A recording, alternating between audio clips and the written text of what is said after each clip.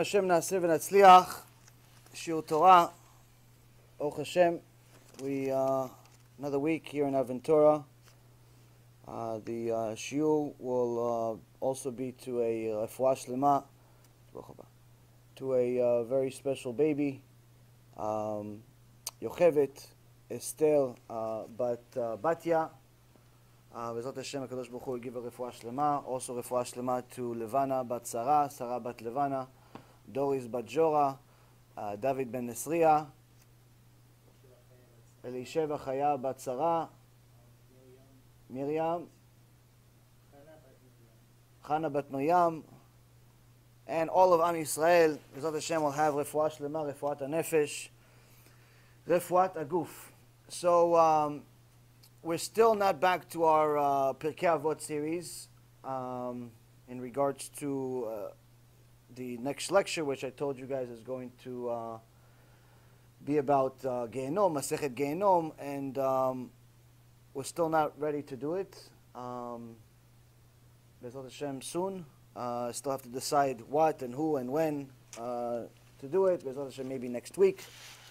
But there is a very much more to learn right now that I think is relevant for us today. So בעזרת השם הקדוש ברוך הוא ירחם עליי וייתן לי דברים טובים להגיד לכם ולהאיר את כל לבכם ולהגיע ללבכם. הקדוש ברוך הוא will have mercy on us and give us good words to tell you, to get every one of us to do tshuva בעזרת השם. Now, someone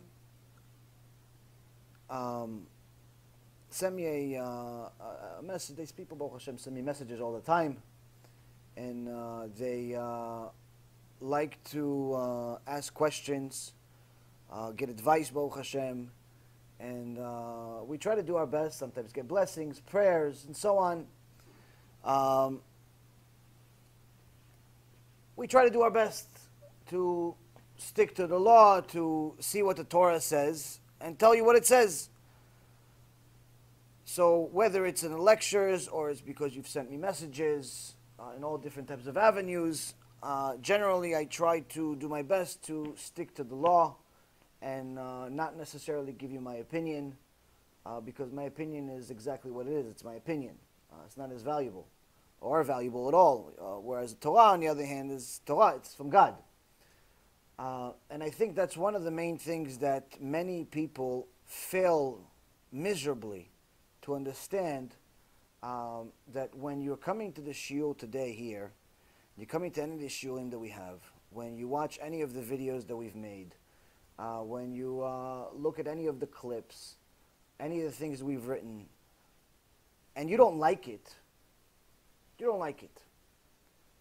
because it goes against your own opinion. It goes against your own opinion. You heard in a lecture that wigs are forbidden, and you don't like it. You heard on a lecture that you're not allowed to drive on Shabbat, even if it's to a Bet Knesset, and you don't like it. You heard that even men have to be modest, not just women, and you don't like it. Women have to be modest, but not modest like the modern Orthodox way, they wear mini skirts and tank tops, but like they have to cover their elbows and they have to cover their knees 6 inches after they sit down, and the clothes has to be loose, and they have to cover their hair with a mitpachat, with a scarf or a hat, and you don't like it. You don't like it. And you say to me, Yaron, Rabbi, whatever you want to call me. Some people call me this, some people call me that, some people call me other names. For some reason, people have a tough time with my name.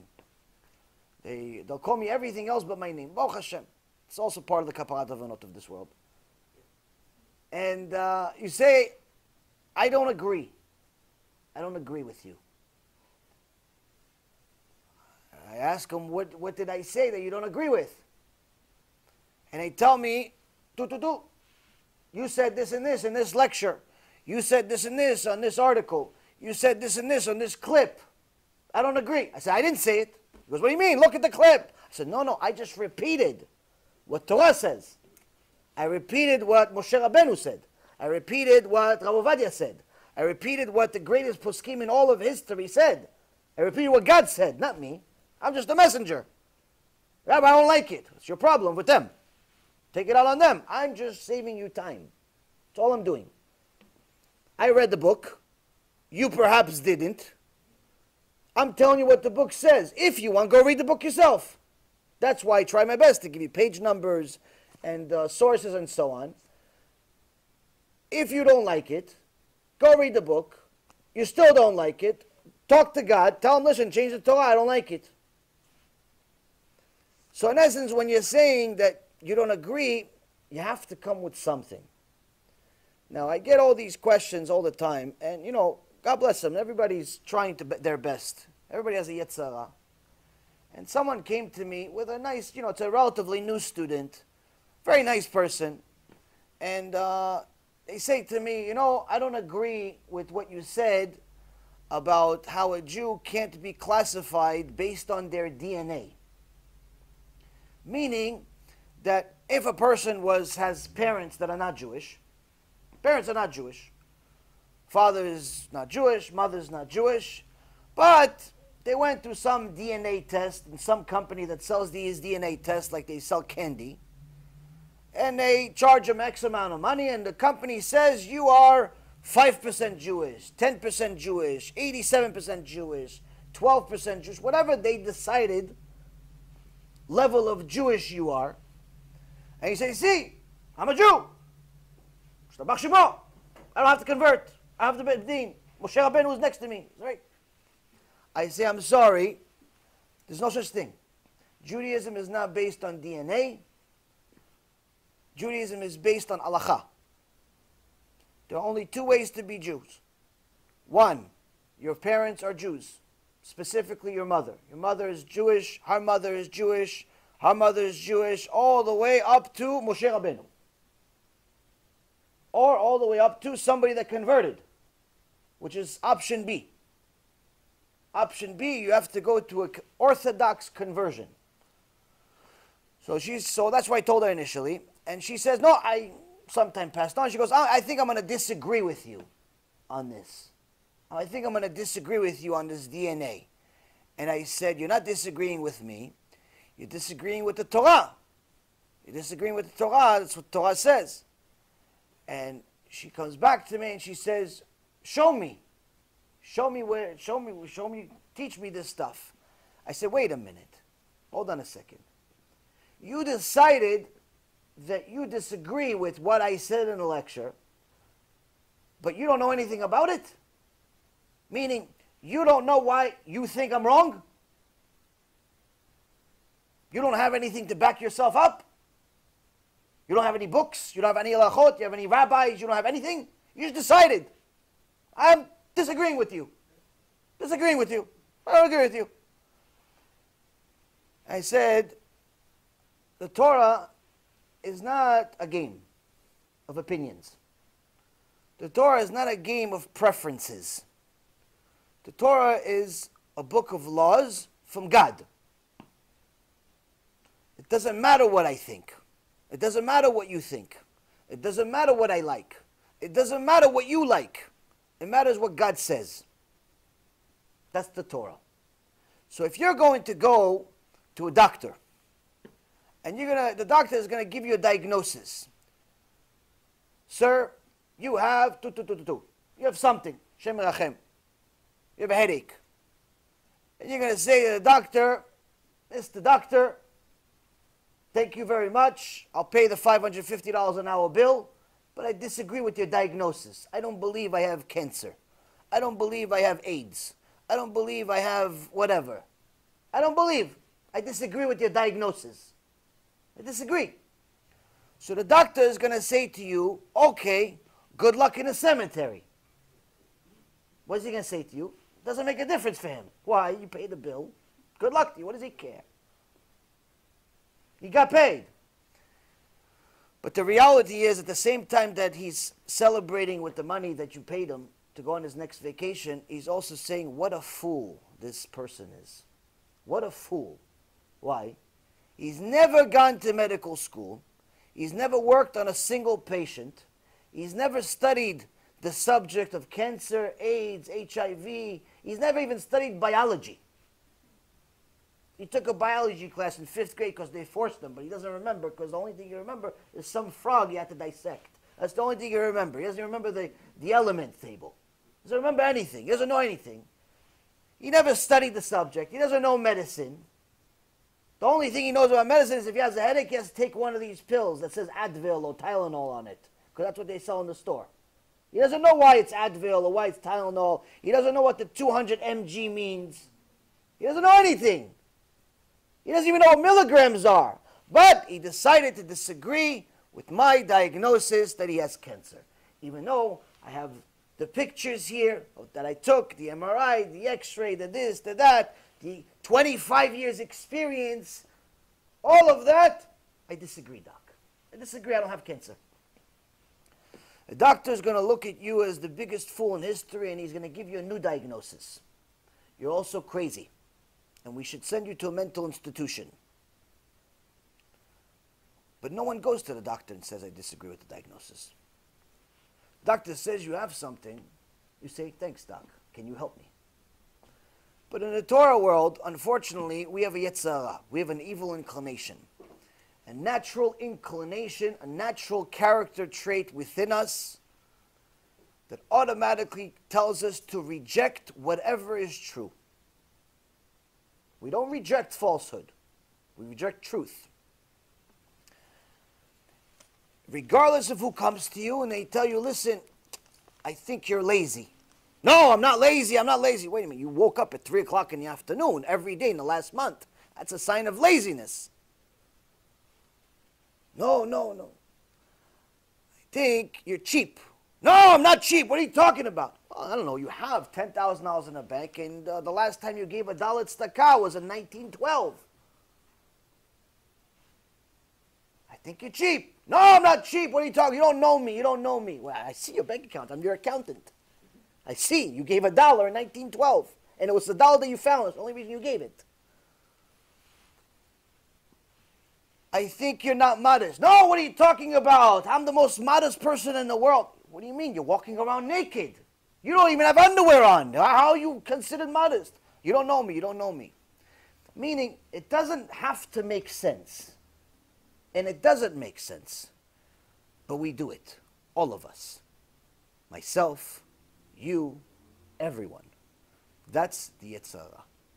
Yetzirah is going to tell you, reject the truth. Why? Because the truth will set you free. The truth is what's going to get you to Gan Eden for eternity. But that also kills the Yetzirah. The more truth you have in your life, the less Yetzirah has a room to survive. So now when someone tells you, Hashem said this and Hashem said that, unlike the doctor that you honor and respect because he has 3 letters after his name that you didn't even verify if it's really true. You know, many people have these PhDs and MDs and so on, and some of them don't actually have the degree, they just lied. This is not a conspiracy theory. This is a known fact. I know from the corporate world. In the corporate world, you have, we used to invest in big companies. And sometimes these companies, they have CEOs that have a lot of enemies. They have CEOs, they have executives that have a lot of enemies. So what do you have to worry about when you have enemies? You have to worry about them catching you red-handed. Sometimes those enemies are inside your own company. Sometimes those enemies are your colleagues. Sometimes those enemies are your partners. So sometimes they decide to expose the lie that you've been telling the whole world, and they expose that your resume that you gave to the company 25 years ago, where you had a degree from MIT, and you had a degree from Harvard, and you had a degree from Yale, and so on and so forth. You had a degree, you have a this, you have a that.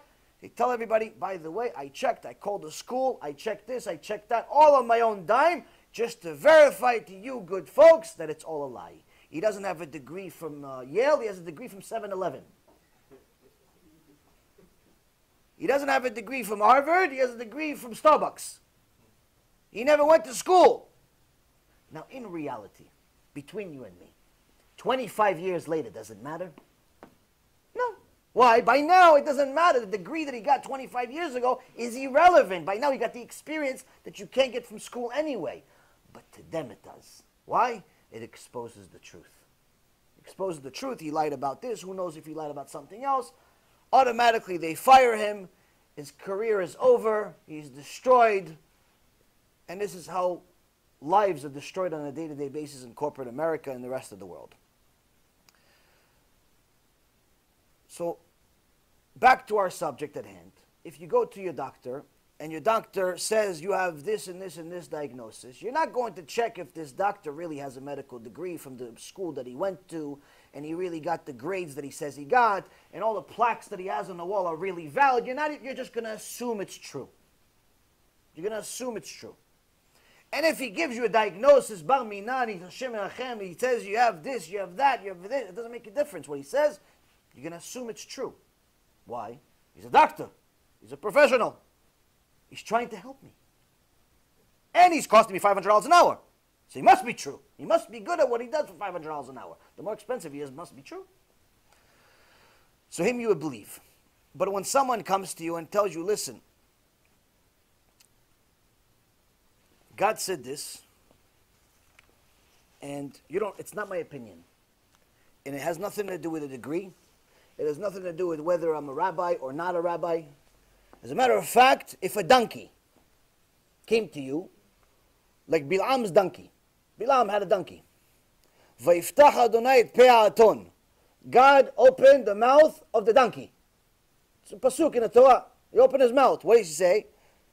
She told Bilam, she rebuked him. Hashem gave the aton, Hashem gave the donkey the power of speech. So if a donkey came here, donkey came over here and says, how are you? How's everyone? B'shem Hashem na'aseh v'natzliach.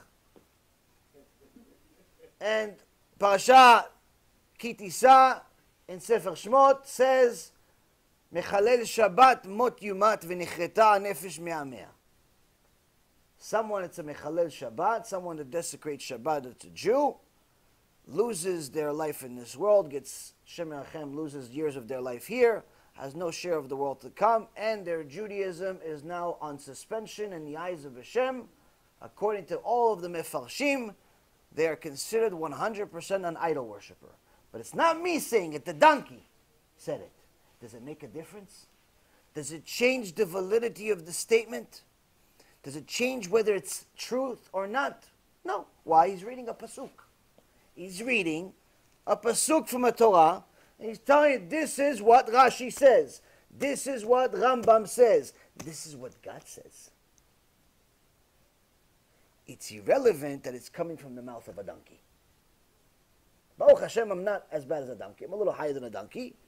So, if I say it, same thing. At the very least. Baruch atah Adonai, Eloheinu melech haolam, she'akol nהיה b'doro. Donkey doesn't have to do blessings, patu. So, but the problem is that if you hear the truth from the Torah, your natural inclination is going to be, no, it must be not true. It must be, no, it can't be. Why? Look, how could Shabbat be so stringent, so demanding, so overruling, when over 80% of Am Yisrael does not keep it? That means what you're saying is that most of Am Yisrael right now are classified as idol worshippers. Shem Erachem. How could it be true? It's true. That's what it says. 12 times in the Torah. 7 times in the Shulchan Aruch. Multiple times in the Zohar. I haven't gone over it. All of the Sifrei Tzadikim, anyone that mentions Shabbat in the previous generations has said it. In Yalkut Yosef, in Shulchan Aruch, anywhere. That's what it says. So the fact that we're failing is irrelevant. It doesn't change the truth. It doesn't change the truth. But yet we have a hard time accepting it. We have a hard time accepting it because it defies our logic.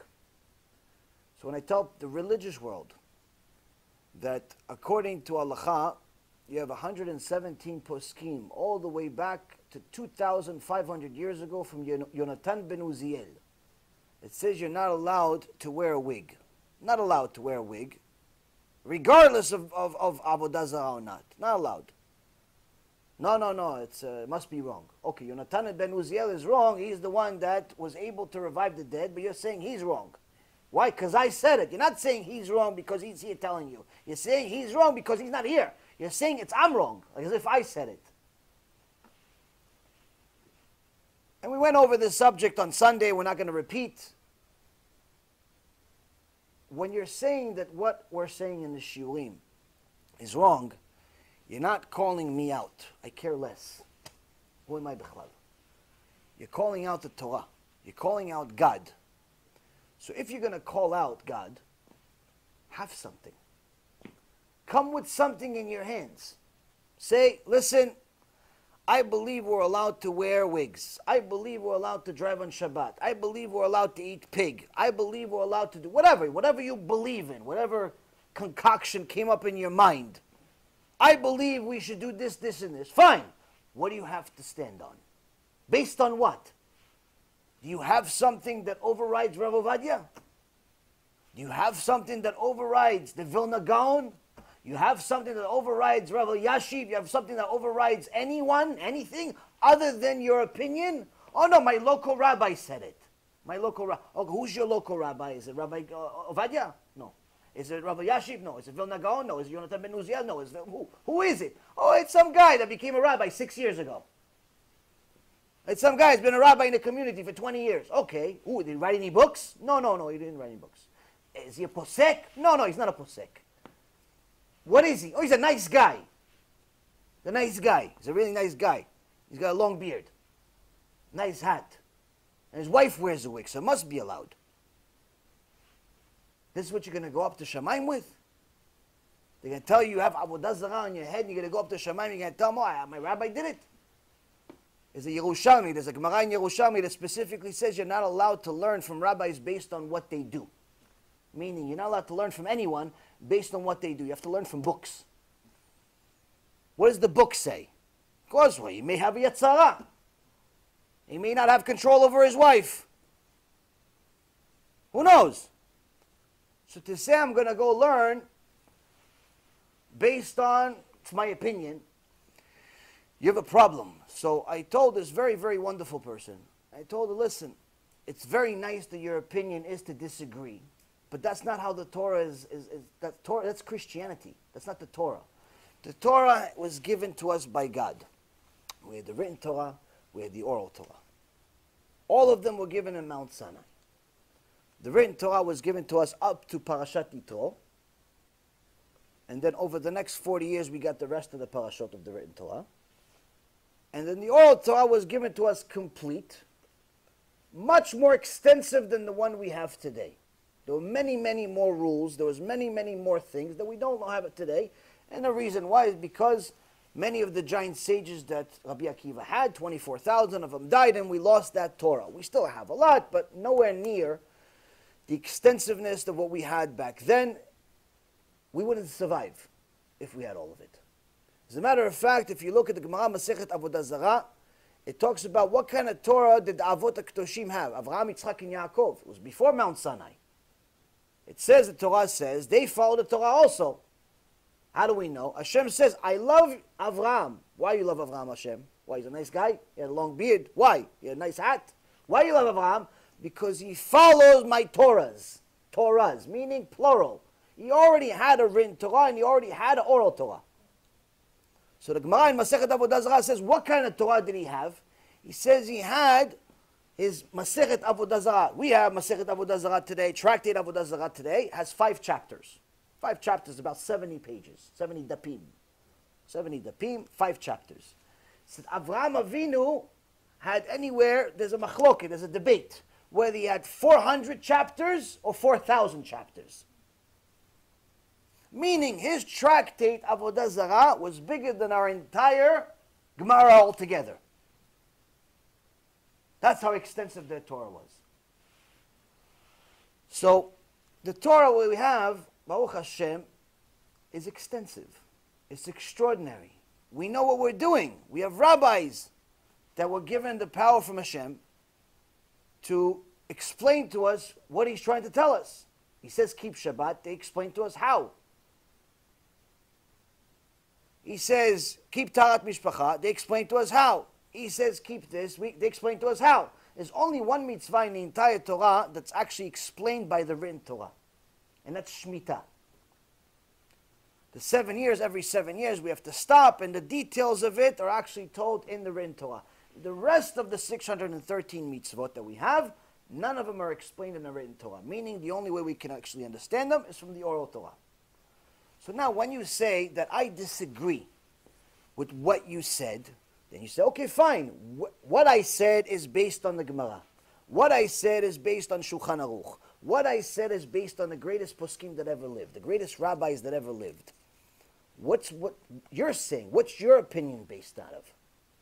Because you're going to have to go to Shamayim with it. You're going to have to go to Shamayim. There's a bet din of Shamayim. And they're going to judge you. If you look at Minchat Yehuda, the book by Rabbi Yehuda Ftaya, Alav Shalom, he was one of the greatest Mekubalim in the last century and a half. Very scary book. Very scary book.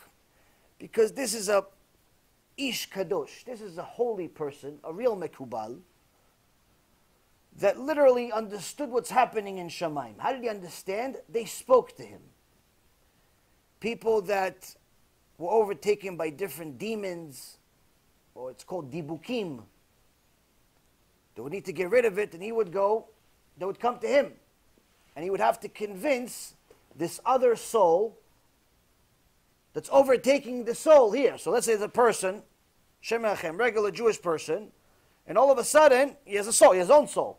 All of a sudden, somebody else's soul comes in and takes over the body.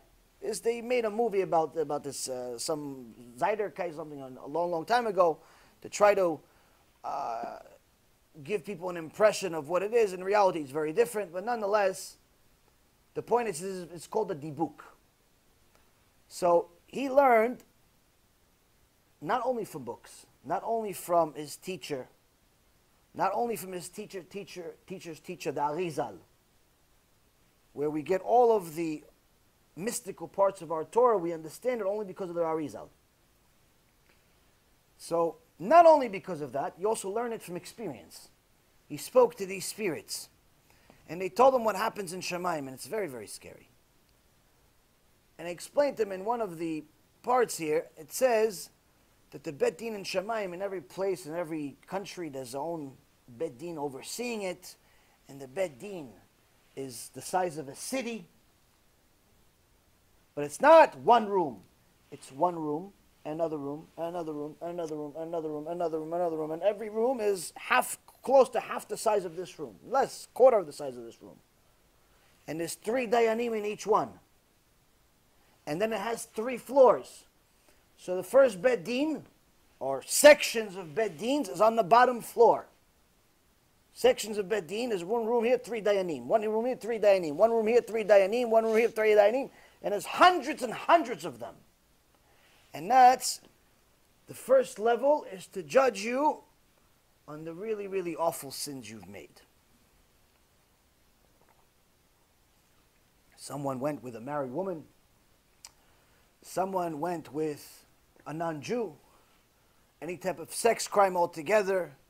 Mechalel Shabbat. And so on and so forth. They're going to judge you. They judge you, they show you, you sign off on it, and they punish you. You go and get punished, the punishment is delivered. I'll spare you the details now, maybe we'll save that for the shiur about Gehenom. But then after you've paid the punishment, you have to come back. Where? Second floor. That was just the first level of sin. Now you have to go to the second floor. Again. We're going to go over again the sin that they already judged on to see if you really paid enough. Maybe you didn't pay enough. Maybe there's still a little bit. There's a sin that came out of the sin. There's a sin that came out of the sin. So let's say you could say, listen, somebody drove on Shabbat, so Michal Shabbat, Shem Menachem. It's terrible. But that's not the only sin. Maybe, just maybe, your little brother saw you. Your little brother saw you drive on Shabbat. And he says, you're allowed to drive on Shabbat. Your little brother, Shem Menachem, now became Michal Shabbat. That's a sin from a sin. Second floor. Now you have to pay the bill again. Punishment. Hashem Yerachem. Could be years, could be centuries. Finished? Third floor. We get to the third floor. Room after room after room after room. You get the point? It's not all fun and games. And this is not even Gan Eden Gehinnom. This is before. So, when you say you don't agree with what we said in the shiur, you have to go to Shamayim, and maybe Rav Yehuda Ftai is going to be one of the Dayanim. Maybe Rav Ovadia is going to be one of the Dayanim. Rav Yashiv is going to be one of the Dayanim. What do you think they do over there? They hang out, play pool table? What do you think they do? They learn Torah. They become partners in the creation, in essence, to be Dayanim. You say to them, oh, by the way, Rav Ovadia, I disagreed with you. Okay, fine. Based on what? I didn't like it. And that's one of the things that people have a hard time understanding. Like, wait a minute, didn't it say that Hashem is merciful and He's loving? Yes, He is merciful. He is loving. That's why you're still alive. Despite the sins that you've made.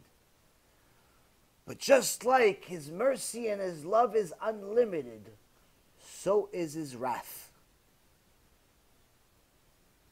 There's no limitations to how much He loves you. But there's also no limitations to how much the punishment will be if you go against Him. This is what we fail to understand. We fail to understand because we're constantly looking for a spiritual shortcut. We don't like it. I don't like Shabbat. I don't like kosher. I don't like modesty. I don't like what he says. I don't agree with him. Okay, fine. Based on what? What are you going to go up to Shamayim with? Oh, the Baba said something. That brings me to my next point. People that are looking for these shortcuts, unfortunately, the Satan sends the messengers to give them the inclination, the excuse to get the shortcut. He sends them fake rabbis. And sometimes those fake rabbis look more religious than any rabbi in the world. They have the whole garment, they have the hats, they have the beard, they're older, they have big books in front of them, they have messengers, they have all types of things. And they go to these people and they pay them money to get their opinions. One couple went to a shiur for Rav Ephraim recently. And shiur was an alvaya. Somebody died. The woman, the wife's father died. And Hashem Yerachem. And they asked Rav Ephraim to come give a shiur Torah during the 7 days. And he gave several shiurim. Baruch Hashem, everybody got stronger. And this specific couple is the one that I said where, in the previous shiur, the wife said, listen, I give money to Breslev, to Chabad, to this one, to this one, to this one, to this one, to this one. But for some reason, Baruch Hashem, they make a lot of money. For some reason, I don't have any bracha in the money. I give a ton of money tzedakah, tons. Every month we get, no problem. But for whatever reason, no matter what I do, we're always behind. We're always borrowing money from the banks. We're always borrowing money from loan sharks. The business is always behind, even though I give tzedakah. Rabbi Ephraim didn't have to think for more than 5 seconds. He says, yes, because you're probably working on Shabbat, right? How you know? Mekubal? Oh, you mekubal? Wow, how'd you know? You could see this? He goes, no, I just learned from the books. I learned from the books. He says, you start keeping Shabbat, you start becoming modest, Be'ezrat Hashem, you'll be fine. She says, listen, Israelis, they're very negotiators. They go to the point. He said, listen, Kvod Harav, I like everything you said. The lecture, unbelievable. Yesterday, unbelievable. Everything is fantastic. Baruch Hashem, you're smart, you're this, you're that. Everything is fantastic. Let's do business. I give money to Breslov. I give money to Chabad. I give money to this rabbi. I give money to that rabbi. I give money to this irgun. I give money to that. I give money to all of them. I'm going to give all of it to you every month. Your wife calls me. She tells me your bank account information. She gives me the bank account information. You're set. All of it goes to you. Just let go of the Shabbatim. Pray for me every month. All I ask for you is one thing. Pray for me that Hashem gives me blessing, but forget about the Shabbat thing that you said. Everything else good. All the money is going to you. Just imagine how much money this is. I mean, you don't send $25 if you're talking about so much. Now, before I tell you Rabbi Ephraim's answer, you should know Rabbi Ephraim is one of the Avrechim, part of Bezrat Hashem, and the Kollel, he goes to Kollel, works morning, learns day and night. Kollel, day starts at 8. If they finish, I think maybe around 6, 7 o'clock at night. Helps out the Rabbanit for a short period of time and then continues to study through the night. We study together and also he studies on his own. Baruch Hashem, his schedule is packed. What's that schedule? How much does he get from the Kollel for studying 6 days a week? Longer schedules than your 9 to 5 job that you get $50 or $60 or $100,000 a year. How much does he get? $500 a month. $500 a month. Meaning a little homeless guy in the middle of New York gets more money than an avrech. That's going to be the next dollar. Gets more. Fine. No complaints, no problems, there's miracles every single month. Baruch Hashem. We all survive. But Rabbi Ephraim's answer is more impressive than his salary. Rabbi Ephraim's answer, Rabotai, will explain to you the difference between whether you got your message from your opinion or from God. If it's from your opinion, you say, you know what, ma'am? I'm going to find an eter for you. I'm going to find a leniency for you. You sound like a tzadikah. Maybe we'll get you to keep Shabbat eventually. Just keep giving tzedakah, keep supporting the Torah. Now you're supporting this. Ephraim says to her, I have plenty of money. I don't need $1 from you. I just need you to keep Shabbat. Not $1 I want. I have plenty of money. Plenty. I just need you to keep Shabbat. Because not a dollar of tzedakah that you're ever going to give is going to save you in the bedin of Shamayim when you tell me you're mechalel Shabbat.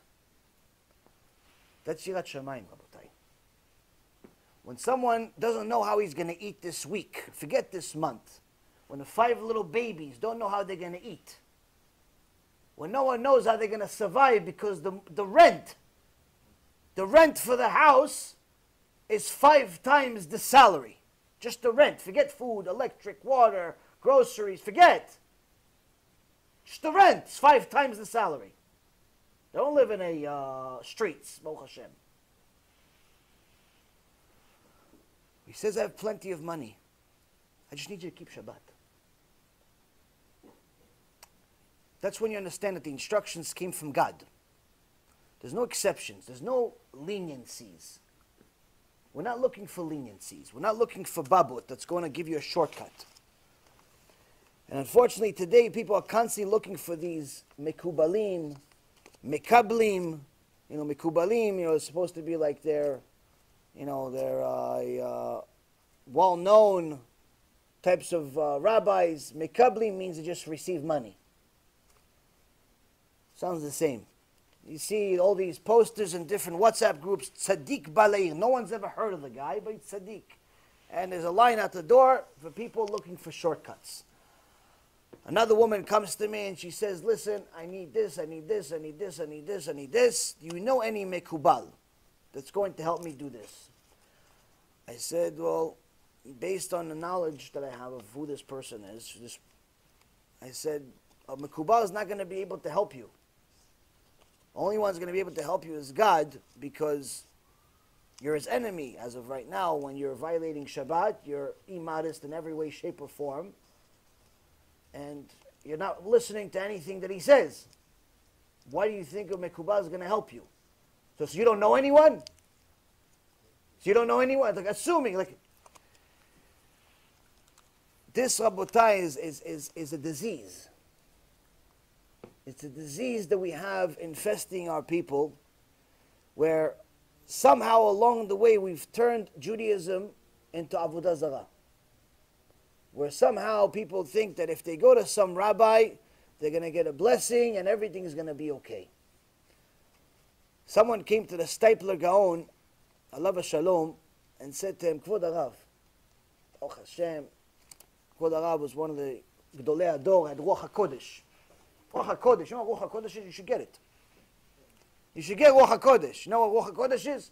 Ruach HaKodesh is somebody walks into the room, or somebody's across the street, or someone somewhere else, you already know what's going on with them. When someone would walk into his yeshiva, to his Bet Midrash, you didn't have to see him. Bet Midrash was 5 times the size of this. Somebody would just walk in. If that person was a Mechalel Shabbat, the Stipler Gaon didn't have to see him, didn't have to look at him, didn't have to know he even came in. He would know he's a Mechalel Shabbat. He starts screaming, Mechalel Shabbat, get out! You're an enemy of Hashem.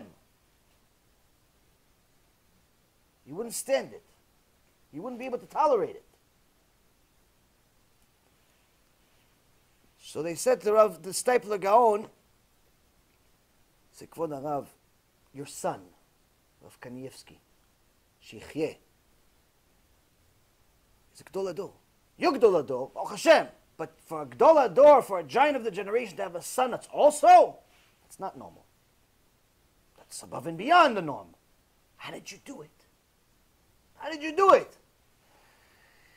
He says, many nights and many days I spent crying my heart out to Hashem to make him Gadol B'Torah. So Rav Nisim Yagen's sister went to the Stipler Gaon to ask him for a blessing. This is the Gdol Ador. She wanted a blessing from the Gdol Ador for our children to be good in Torah, tzaddikim. She goes to him. He says, Kvod Harav, Parashat Vayechi. Parashat Vayechi we're in this week. Yosef HaTzadik brings his 2 children to Yaakov Avinu. Abba, please bless them. Bless my children. And there's the whole story of how Yaakov Avinu switches the hands, and Yosef doesn't understand why. Obviously, these blessings are a big deal. We already have a source from the Torah. We have a source from his father, from Yitzchak Avinu. Yitzchak Avinu blessed Yaakov, and so on and so forth. So these blessings, it's a big deal. So Rav Nisim Yagen, his sister, goes to the Gdol Ador, goes to the Stipler, whose son is also Gdol Ador. So we're good. She says, Kvod Harav, please bless my children. Bless my children. To be Gdolim B'Torah. To be religious. To be good in Torah. To have Yirat Shamayim. And the Stipler answered to her, I'm sorry. No blessing is going to help. What? What do you mean? What do you mean no blessing? Yaakov Avinu, Avraham Avinu, Yitzchak Avinu. What do you mean it's not going to help? No blessing is going to help your children. There's only 2 things that are going to help them. Only 2 things are going to help your children. 1, you praying for them every day. As a parent, cry for them, pray for Hashem for mercy. 2, what they see. They see you make the Torah number 1, they'll make the Torah number 1. They see you become a religious once in a while, they'll be religious once in a while. If you take the Torah and you make it number 1 in the house, it's number 1 in their life. If you make exceptions, if you look for leniencies, if you're half a Jew and half a Goy, your kids are going to be full Goyim. We only deteriorate. This is not from me, Rabotai. This is from someone where I wish, maybe one day after 120, I'll get to the level of his shoes. He said it. So, the reality is, shortcut is not available. Shortcut's not available. But we still try. We still try to look for shortcuts We still try to look for someone that's going to fix our problems without us doing anything. To such an extent that we've turned Judaism into mamash avodah zarah. There was a mass text sent in the last few days, and it infiltrated one of our many groups, or several of our groups on WhatsApp and other places. When someone said, in the name of some mekubal, which I've never heard of, but that doesn't mean anything, and he said that this so-and-so mekubal had a dream, and his father or his grandfather came to him and he said that if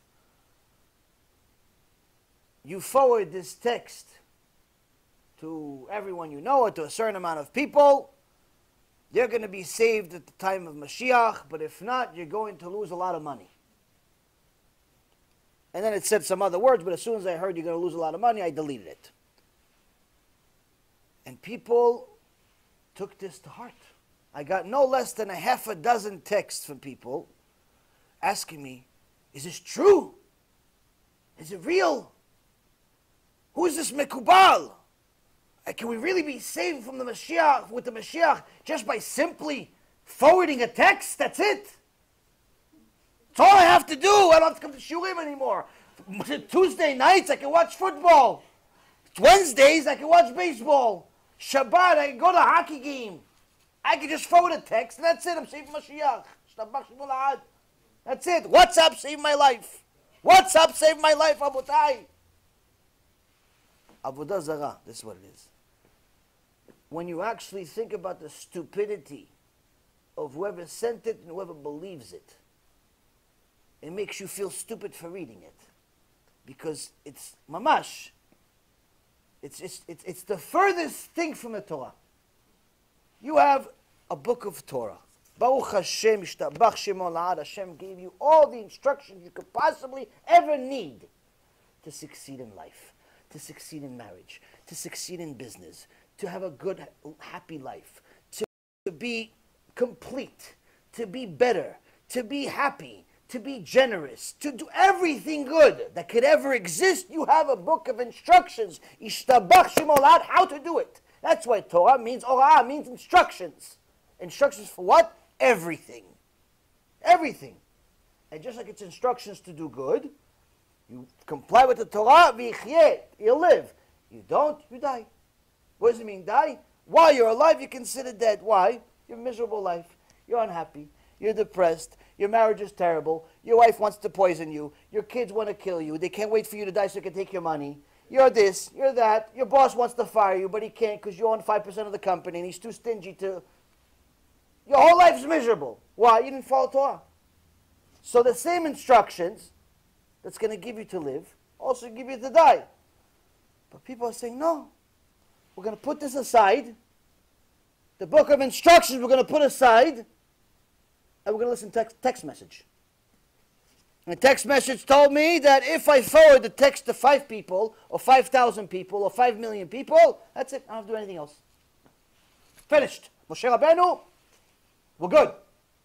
WhatsApp saved us. Facebook saved us. So it took me a while to respond. I usually try to respond. I mean, I'm busy, but I try to respond to people as fast as I can. But when a few people send me this message, I didn't know how to respond and not sound rude. Because, again, how do you tell somebody, listen, this is stupidity, without you, in essence, telling them you believing it kind of sounds stupid. You should watch more of the shiurim. Maybe you'll stop being stupid. You have a disease. You're looking for a shortcut. There's no shortcuts. There's no shortcuts. Stop looking for shortcuts. So, if you're getting a mass text message that's going to tell you if you do this, this, and this, you're going to be saved, there's only one thing to do. Delete. Delete. The end. No mekubal is sending you texts. No mekubal is telling everybody to do this, not even to pray.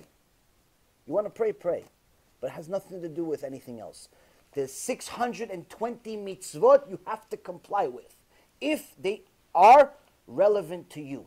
If you're a woman, there's a certain section of mitzvot relevant to you. If you're a man, certain section of mitzvot relevant to you. If you're a Kohen, certain section of mitzvot relevant to you. Whichever out of the 620 mitzvot are relevant to you, you have to do. Now it's 613 from God, 7 from the rabbis. Chanukah, Purim, and so on. So, Iruv. So now, a text message, an email, any of that stuff, that's not going to get you anything. All it's going to do is waste another half hour of your life thinking that you're now saved. Another thing is that, unfortunately, that same woman I told you the story about, that went to the lecture and got the message of her life from Rabbi Ephraim that she did not expect. She thought that she just bought herself a get-out-of-jail-free card. I'm going to give all the money I give to Breslov, to Chabad, to the Rabbi, to Hidabru, to all these organizations. I'm going to give it to Rabbi Ephraim, and I don't have to keep Shabbat. Good deal, right? Rabbi Ephraim says, nonsense. So now, she realized she has to keep Shabbat. This is difficult. This is not easy for her. She has to adjust her life. Why? Because everything he said during these 7 days wasn't exactly, little Smurfs and Care Bear type of Torah. He told people the truth. What happens after you die? Scared everybody to death. Because that's what the Torah says. What happens after you die is very scary. So she realized she has to do something about it. But then, Satan shows up. She says, okay, I'm going to keep Shabbat. Baruch Hashem. Okay, I'm going to work on my modesty. Baruch Hashem. Husband's a little more difficult, but he's going to meet with you on Tuesday. Okay, Baruch Hashem. We meet with the husband on Tuesday. Baruch Hashem. Okay, whatever, I'll keep Shabbat. Everything is good. They kept Shabbat. Shtabach Shimon La'ad. Tuesday shows up. Hi, Kvod Rav. Yeah, I want to talk to you about something. Yeah, I went to this Mekubal yesterday. And, this is a famous Mekubal. I know him, he this, he da. And I came to him, and, we donate a lot of money to him, and he's a very, very holy man. And as soon as I showed up, he says, wow, I see your father in Gan Eden right now. I see him. This is what he said. I see your father in Gan Eden. Right now I'm seeing him in Gan Eden. Meaning, this person just eliminated the entire Torah. Why? First of all, our father was a Mechalel Shabbat. Second of all, our father didn't keep any mitzvot. Third of all, even if he was a tzaddik, there's still a 12-month trial. How did he get to Gan Eden so fast? After 3 days? After a week? How did he get there so fast? How did you skip? But as long as the check is made payable to cash, I see your father in Gan Eden. So now, what took several lectures, several conversations, hours and hours and hours of mamash, real Torah, is almost destroyed in a matter of 5 minutes. Why? Because he's a Rasha Merusha that works for the Satan, and she was looking for a shortcut. She didn't want to keep Shabbat. She's trying to go to somebody. Maybe there's a way around it. Maybe he's not accepting my money. Maybe he's going to accept my money. He's going to take on Shabbat for me. People are constantly going to these stupid people, and unfortunately they themselves are being stupid. But stupidity does not absolve you from sin. Does not absolve you from punishment. Another couple, unfortunately, terrible, terrible situation. The wife showed up to the wedding, her own wedding. They got married, pregnant. Already pregnant before marriage. Now, in the non-Jewish world, there's no concept of marriage. If a man and a woman are together, they're considered married. There's no chuppah, there's no kiddushin, there's nothing. But in the Jewish world, we have to go to a chuppah and kiddushin. We have to have a chuppah, you have to have a rabbi, you have to have witnesses that are kosher. It's a process.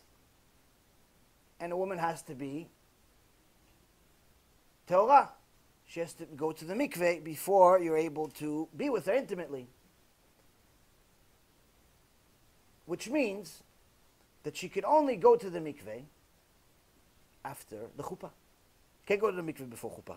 If you're not married, you can't go to the mikveh unless you're converting, and that's a one-time thing. One-time thing. You're converting, you go to the mikveh one time. After that, you can't go to the mikveh. Why? You're not married. You can only go to the mikveh if you're married. So now, if these people didn't keep any mitzvot, and a woman shows up to the wedding pregnant already, several months pregnant, that means that when they were together, she was nida. She was nida. Now, she goes to Brother Ephraim, and they tell him such and such, and they're trying to do tshuva, they get stronger, everything is good. Oh Hashem, they're starting to do tshuva, they're starting to keep Shabbat, and so on and so forth. Everything is good. And then one day they hear about this mikubal. Again, these mikubalim. This is a disease, unfortunately, that keeps growing. And they go to mikubal, and the mikubal says, oh, your son is going to be like Baba Sali. They have a little baby, and he decided that their son is going to be like Baba Sali. Now, what's the problem? This is very nice. Thank you for the compliment. Thank you for the wish. But what's the problem? It cannot be. Maybe he can grow to be Gadol B'Torah if he works on himself and so on and so forth.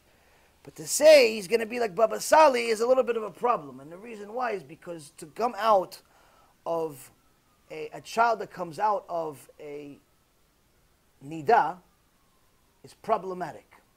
In the very same book, Minchat Yehuda, Rabbi Yehuda Aftaya tells of a story of one of the people that had a dibuk that came to him.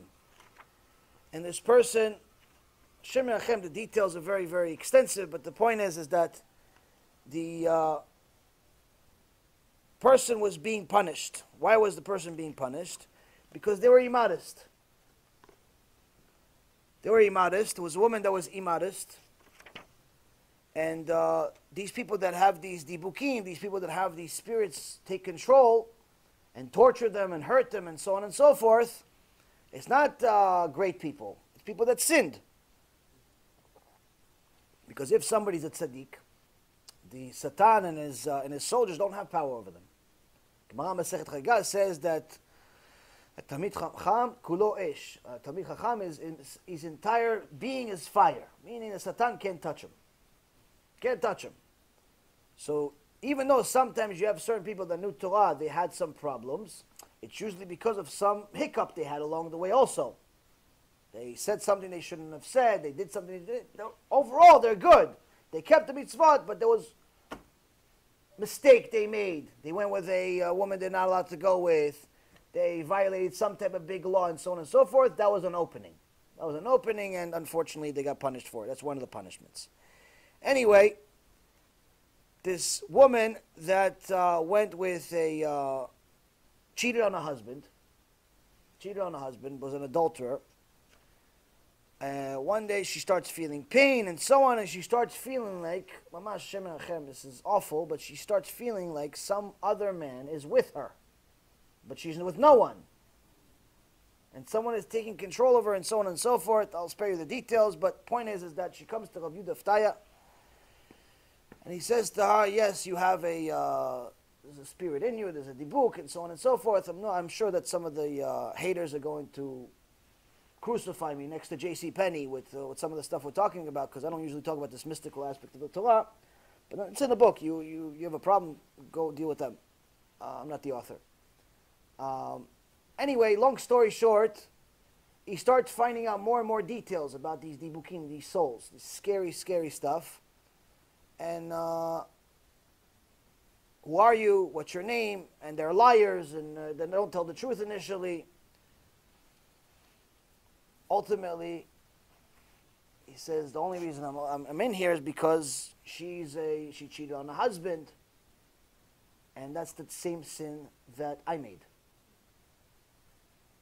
I started going off the derech because I cheated also on my wife, and I ended up doing a lot of other horrible, horrible things, and so on and so forth, and became big kofir. What kind of big kofir? Shabtai Tzvi. It was Shabtai Tzvi. It was the soul of Shabtai Tzvi, Yimach Shemo v'Zichro, who started his whole. He used to be a Talmid Chacham. Used to be a big, giant rabbi, who his whole eventually became a false messiah. Became a false messiah, but it didn't start with just one day he misunderstood the Gemara and he decided, okay, I'm the Mashiach.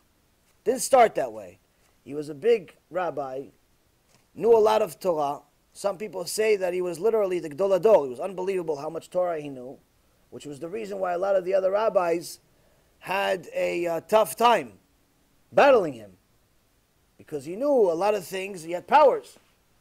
But long story short, how did he fall off? It all started off by adultery.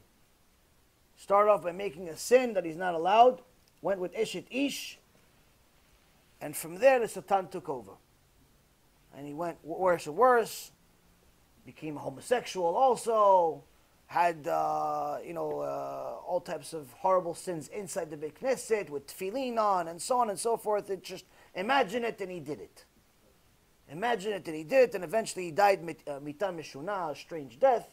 But the point being is that the Torah, if you look at the Zohar Kadosh, if you look at the Gemara, if you look at some of the things that Rabbi Akiva says, you look at any of the Chachamim that have ever talked about this specific issue, a child that comes out of a nidah is problematic, to say the least. It's a problem.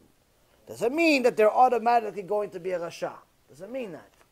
It just means that their soul is going to have a serious tikkun. Why? Because if you've made the sin, that means that Hashem has to give that sin to someone that deserves it. Midah keneged midah, measure for measure. He's not going to bring you Baba Sali, Kodesh Kodeshim, that had a pure soul from already generations before him into such a illegal marriage, if you will. You understand? Like Ishmael? Ishmael? Well, you said the child is... No, Ishmael was made in a legal way. Ishmael wasn't a... Abraham was not married to... No, he was allowed to go. He was allowed to go with Hagar. His wife gave him the ability. In those days, you were allowed to be with more than one wife. Why are you allowed to be more than one wife? Even today, according to Torah, you're allowed to be more than one wife. The Torah allows a man to be married to more than one wife, according to Halacha. We see this not only from Avraham, Yitzchak, and Yaakov, but we also see it from all the way up to about 1,000 years ago, when Rabbeinu Gershom outlawed it, made an halacha. He was himself married to two wives. But one of the wives was jealous of the other, to such a point that she actually got Rabbeinu Gershom arrested. It's a very, very mystical, crazy story, how he had to break out of jail, and the jail was in a tower, and he had to use Kabbalah Ma'asi to break out of it because there was no way to get in, there was no way to get out. They literally built a tower just to put him there. And he still got out using spider webs and all types of things.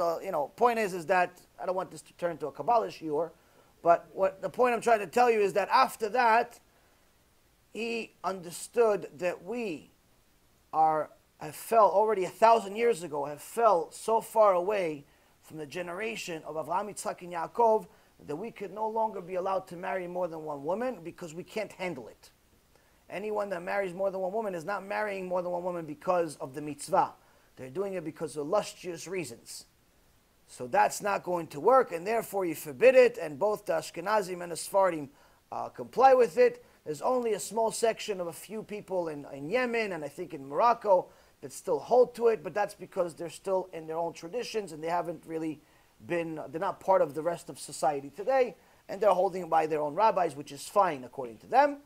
But nonetheless, the rest of the world, we're not allowed to do it anymore. It's not against the Torah. It's a rule that the rabbis forbid simply because we're not able to handle it. If someone was Kodesh Kodeshim, and the wife was Kodesh Kodeshim, and the wife, the first wife, permitted him to marry a second wife, that's a different story. But no wife is going to do it, and no husband is Kodesh Kodeshim at this point. And if one is, the other one isn't. In general, we're just not able to do it. Even if both were, we still can't go against our big rabbis from previous generations. So, point being is that when you have a Torah that has it's an instruction set, one of those instructions is to follow what the rabbis say. So when the rabbis are telling you that, yes, we have a law in the Torah that allows you to be married to more than one wife, good. Unfortunately, you can't handle it. Why? Because your wife will hang you if you tell her about another woman. Why? Because you're not going to marry another woman because you are fulfilling the mitzvah. You're doing it because you have crazy things in your mind. You're not tzaddik. You're thinking about, I want to have this, I want to have a different one every... You're thinking about crazy things. You're thinking that Shlomo HaMelech married 1,000 wives because he was a psychopath. You're not understanding the real secret of what Shlomo HaMelech really did. He married 1,000 women because he wanted to bring the Mashiach. Because one of the conditions of the Mashiach coming is world peace. He says, how am I going to have world peace? Everyone under the same umbrella. Everyone's a Jew. If I have the princess of every single country, I'm married to her, then everyone has to comply with what we're saying. Everyone's part of Am Yisrael. There's Hashem, Mashiach's going to come. He didn't do it because he wants to be with different women. But your crazy mind is thinking, look at this guy. He had a different woman every day. For 3 years in a row, you wouldn't even see the same woman twice. That's the psycho mind that we have. You understand? So that's why we're we're barely allowed to marry one now. You want two? So that's the thing. So when these women go to, or these men go to these mikubalim and they tell them, listen, your son's going to be Baba Sali, your son's going to be this, and just make sure you make the check payable to cash. This is also a spiritual shortcut. This is somebody who's just looking for somebody to tell them something that we all know is fake, themselves included, but for the right price, they'll do it. One woman came to Rabbi Zitron and she told him that she just came back from this mikubal and the situation has gone worse than ever because ever since she started coming to this guy in Brooklyn, her life has gone from bad to worse.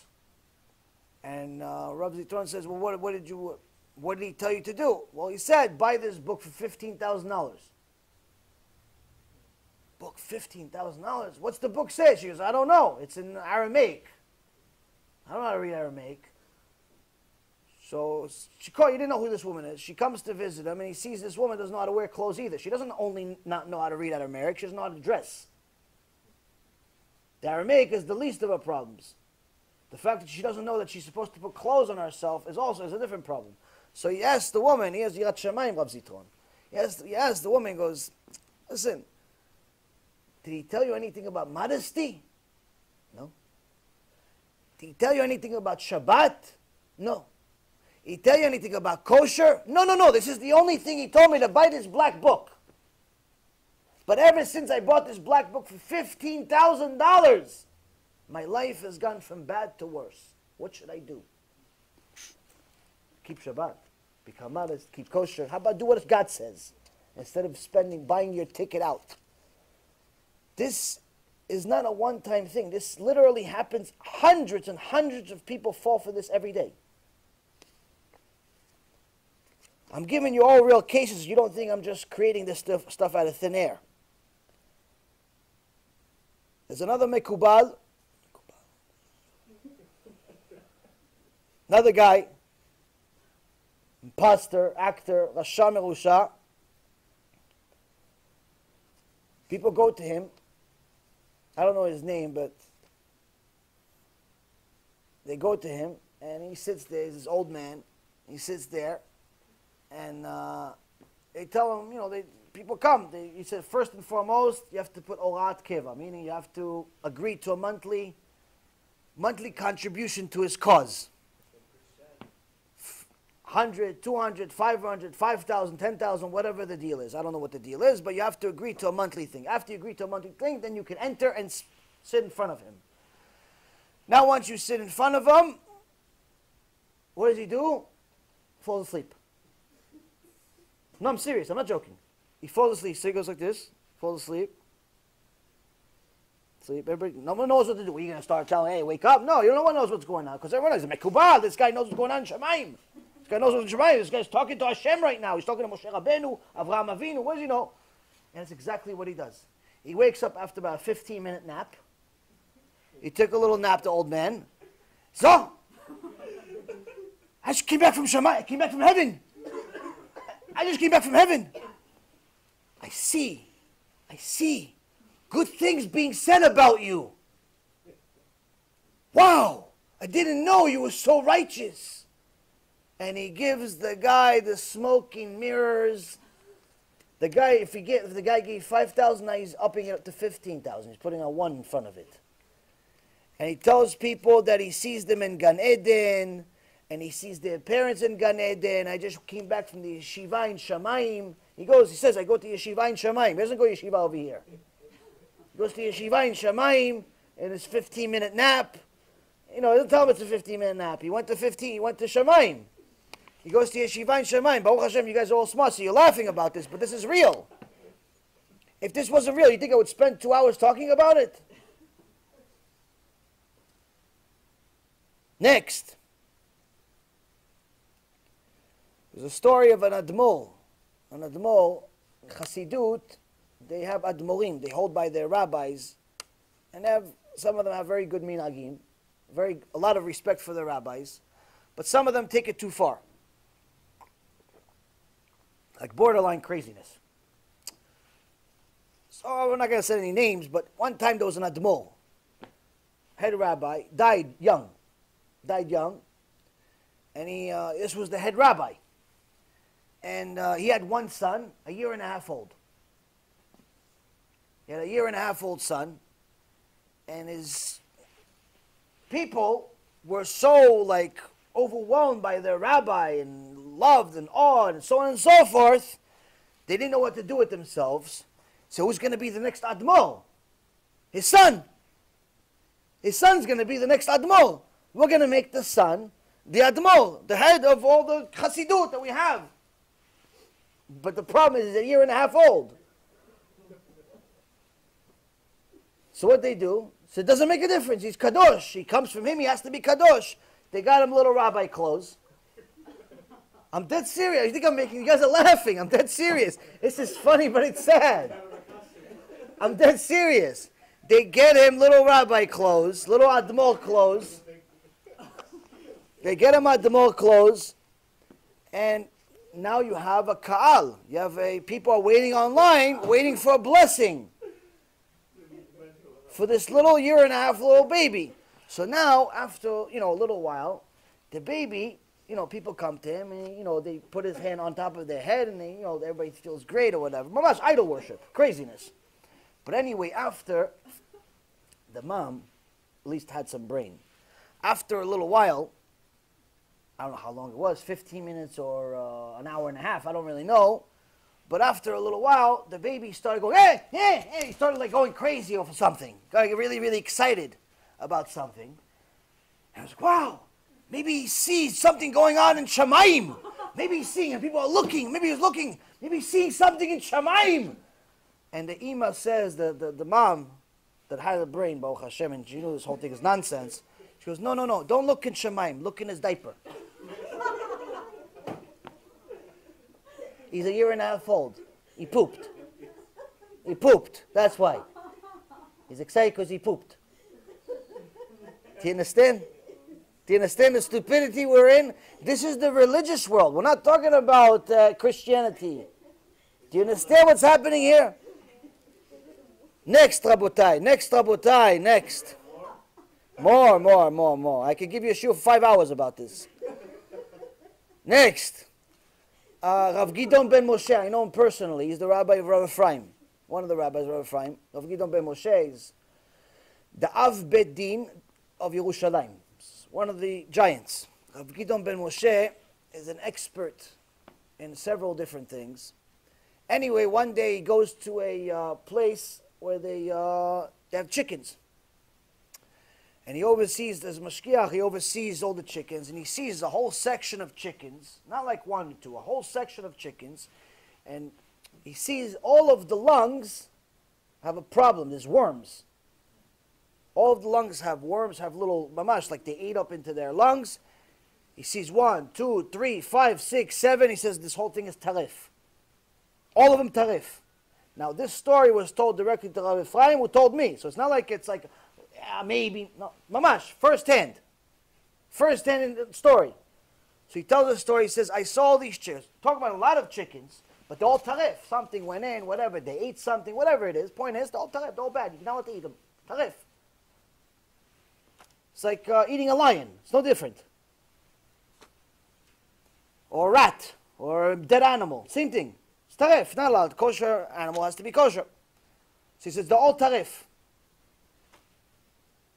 And he continues, and he sees other places, and he sees this, just so happened that this mekubal comes in with his robe, and his beard, and his this, and his that. And he just sees it. This guy comes in, and he comes next to the chickens that just a half hour ago, an hour ago, he said they're all tarif. Now, again, like I said, Rav Gidon ben Moshe is one of the experts of the world. Not just like a local community knows who he is. Anyone that's in the Torah world knows who he is. Av Bedin of Yerushalayim is a big deal. So he's overseeing, he doesn't say anything. He sees this guy, says he's Mikubal, whatever he is. He comes to the section with hundreds of chickens that are horrible, tarif, dead animals that you're not allowed to eat. And he sees this Mikubal, starts mumbling something, mumbling something. No one knows what he says. 5-10 minutes. He says, okay, I'm going to take him. Tells the balabait of all the chickens, okay, I'm going to take him. Put him on a truck. Rav Gidon says, no. Sorry, Kodarav. It's all tarif. It's all tarif. He goes, no, it's not tarif. He goes, no, it's tarif. Look at the lungs. He goes, no, I fixed it. Tikanti otam. I did a tikkun for them. He did a special prayer, and now it's not tarif anymore. Do you understand what we're dealing with here, Rabotai?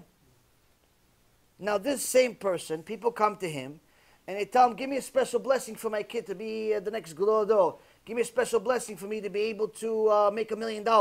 Give me a blessing for me to be able to cheat on my wife and she doesn't find out. Give me a special blessing for all these things. No problem.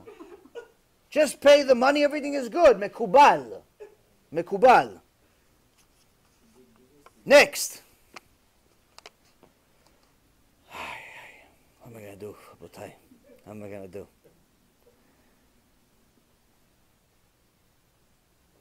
Now, there was this is not a true story, but it's funny.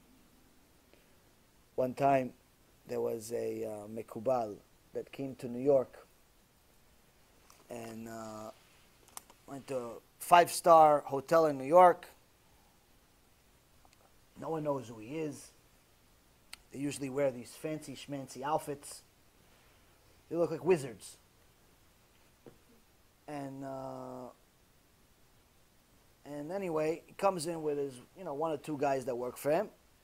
And the one guy that works for him goes to the counter over there. He says, listen, we'd like to get room 613.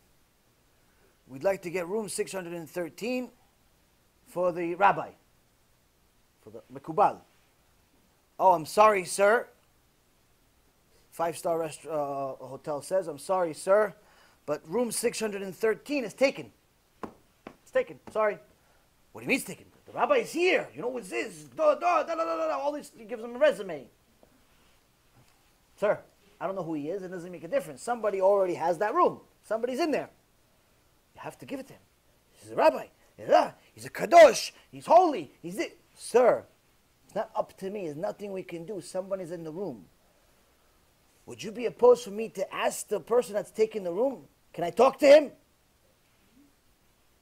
It's not really normal, but come on, we'll pay extra this. Let me talk to him. What do you care? Go, no. They go to the room, they take the guy to the room. He knocks on the door. Big black guy shows up. What do you want? Meaning, guy that's not exactly connected to the Mekubalim. He's not connected to the Mekubalim, the guy. Has nothing to do with color. It's just that basketball player, Mekubal, usually don't go together. So don't call me racist or anything. That's how the story is. I didn't make it up. So anyway, what do you want? Listen, there's a holy man. He's here in a hotel, and he wants room 613, and you're here. Please, for the honor of the Torah, for God, for this, for that. Hey, get out of here. He shuts the door in their face. Now, the guy that works for the rabbi is not just going to come back to the holy man and say, I can't do it. What does he do? Hello? Now, the guy that works for a hotel is a little uncomfortable. He's going to get fired. What is he going to do? This guy is a little Jewish guy. He's a little pushy. What's he going to do? He's already here. He's pushing this. Big guy. What do you want again? No, holy, de, ta, tu, ah, eh. Get out of here! Ta! Close the door. The guy, what is he going to do? He goes downstairs to his rabbi with the guy from the hotel. For the love, he won't open. What are we going to do? What do you mean he's not going to open? Go tell him. I told him. Go tell him again. I told him again. I'm going to go. The rabbi, the Mekubah is going to go. The Mekubah is going to go. Now the hotel clerk doesn't even know what to do with himself. He wants to bury himself right there and then. He's going to get fired. What's he going to do? But then he sees his little wizard comes out. And they're going upstairs to the 6th floor, room 613. The guy that works for the rabbi runs to the door, already ahead of the rabbi, to make sure the guy has opened the door. Hello? The big guy opens the door. What? He wants to hit the guy, but then he says no. He sees the rabbi down the hall. The rabbi's down the hall, and the hotel, a few of the people from the hotel are there, right behind him. He starts running at the rabbi to go ahead. He's upset. He starts running at the rabbi. And as soon as he goes, and he freezes in the air. Freezes. Everyone's shocked. No one knows what to do. The big 6'6" basketball player just frozen in the air. And the Mekubal is looking at him. He says, do you promise not to hurt any Jews ever again? Answer with your head, with your eyes. And you promise to give me room 613? Like that. And he starts moving, runs out, empties out the room. No one knew who this rabbi is. But for the next month, there's a line out the door of the hotel. People asking for blessings. Blessings for the Rav, donations. People are coming with money to there already, with bags full of money. The hotel clerks witnessed this crazy thing. Only thing is, a month later, the same hotel clerk he wanted to go on vacation. So he went to the airport, and he saw the rabbi, the Mekubal, his helper, and the black guy at the airport going to the next city.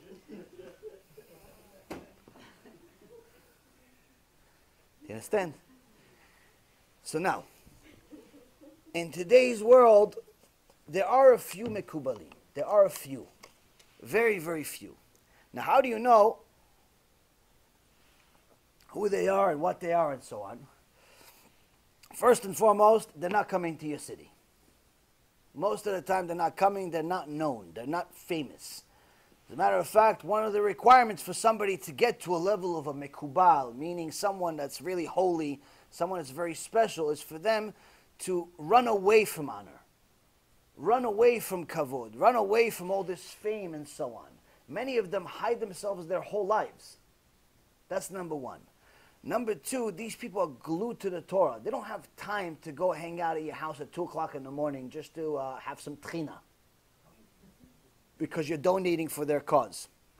So there's a Baruch Hashem, there's a few out there in the world, And I give you a couple of names. Rav Kook, that we mentioned in last week's, on Sunday's shiur, he's one of the Mekubalim of the world. Baruch Hashem, the person is a holy man. But what makes such a person holy? How do you get to that point? I mean, this is a person that removed himself from any joy of the world already as a young man. When he was studying in Ponevezh, in Yeshiva in Ponevezh, he already understood the concept of what's important and what's not important in the world. And he decided that he doesn't want to have any joy whatsoever in this world, so he would put some type of liquid similar to gasoline in his food, just to make sure he doesn't have any joy whatsoever in his life. I'm not recommending for you to put anything into your food other than some salt and some ingredients, but the point I'm trying to say is that these are different types of people. These are special people. There's another very famous Mekubal, Rav Yaakov Ades. If anyone saw the Alvaya of Rav Ovadia, there was someone that was screaming in a microphone. It became a very, very well-known portion of the whole thing, very emotional. That person that looks like he's worth $3, that's Kodesh Kodeshim. Rav Yaakov Ades is a very, very holy man. Now, what makes him holy? Well, one of the people that witnesses himself tells a story, and this is a first-hand story, is that one time he was, staying at this yeshiva or this area where there was a lot of talmidim and so on, and one of the students, one of the avrechim, at night, it was maybe around 1 o'clock in the morning, was overhearing some type of singing from somewhere. So he decided to leave his room and go downstairs to check out what is this singing. And he sees Rav Ades walking around, pacing and singing. What is he singing? Yom Kippur songs, all the things, all the prayers of Yom Kippur. He says, Kvod Arav, can I help you? Are you okay? He says, no, I'm sorry, I have a headache. I don't feel good, so I can't really study, so focus. So at least I'm repeating the prayers from Yom Kippur to get me going. At least I'm doing something in the world. If you really want to help me, go maybe bring Gemara Masechet Yevamot. Maybe we'll do something. Gemara Masechet Yevamot is either that or a Masechet Eruvin. People are debate is the most difficult part of the entire Shas. So he goes and brings the student, the Avrech, brings the Yevamot. He goes, okay, so I'm going to repeat everything I'm going to say what's in the Gemara, and you tell me if I'm right. And he recites word for word everything in the Gemara with the commentary, with Rashi, with Tosfot, with the small letters, with the big letters, with the letters you don't even know are there, for not one page. Already at 30 dapim, hours and hours, he's repeating word for word. The Avrech is just looking at it in amazement.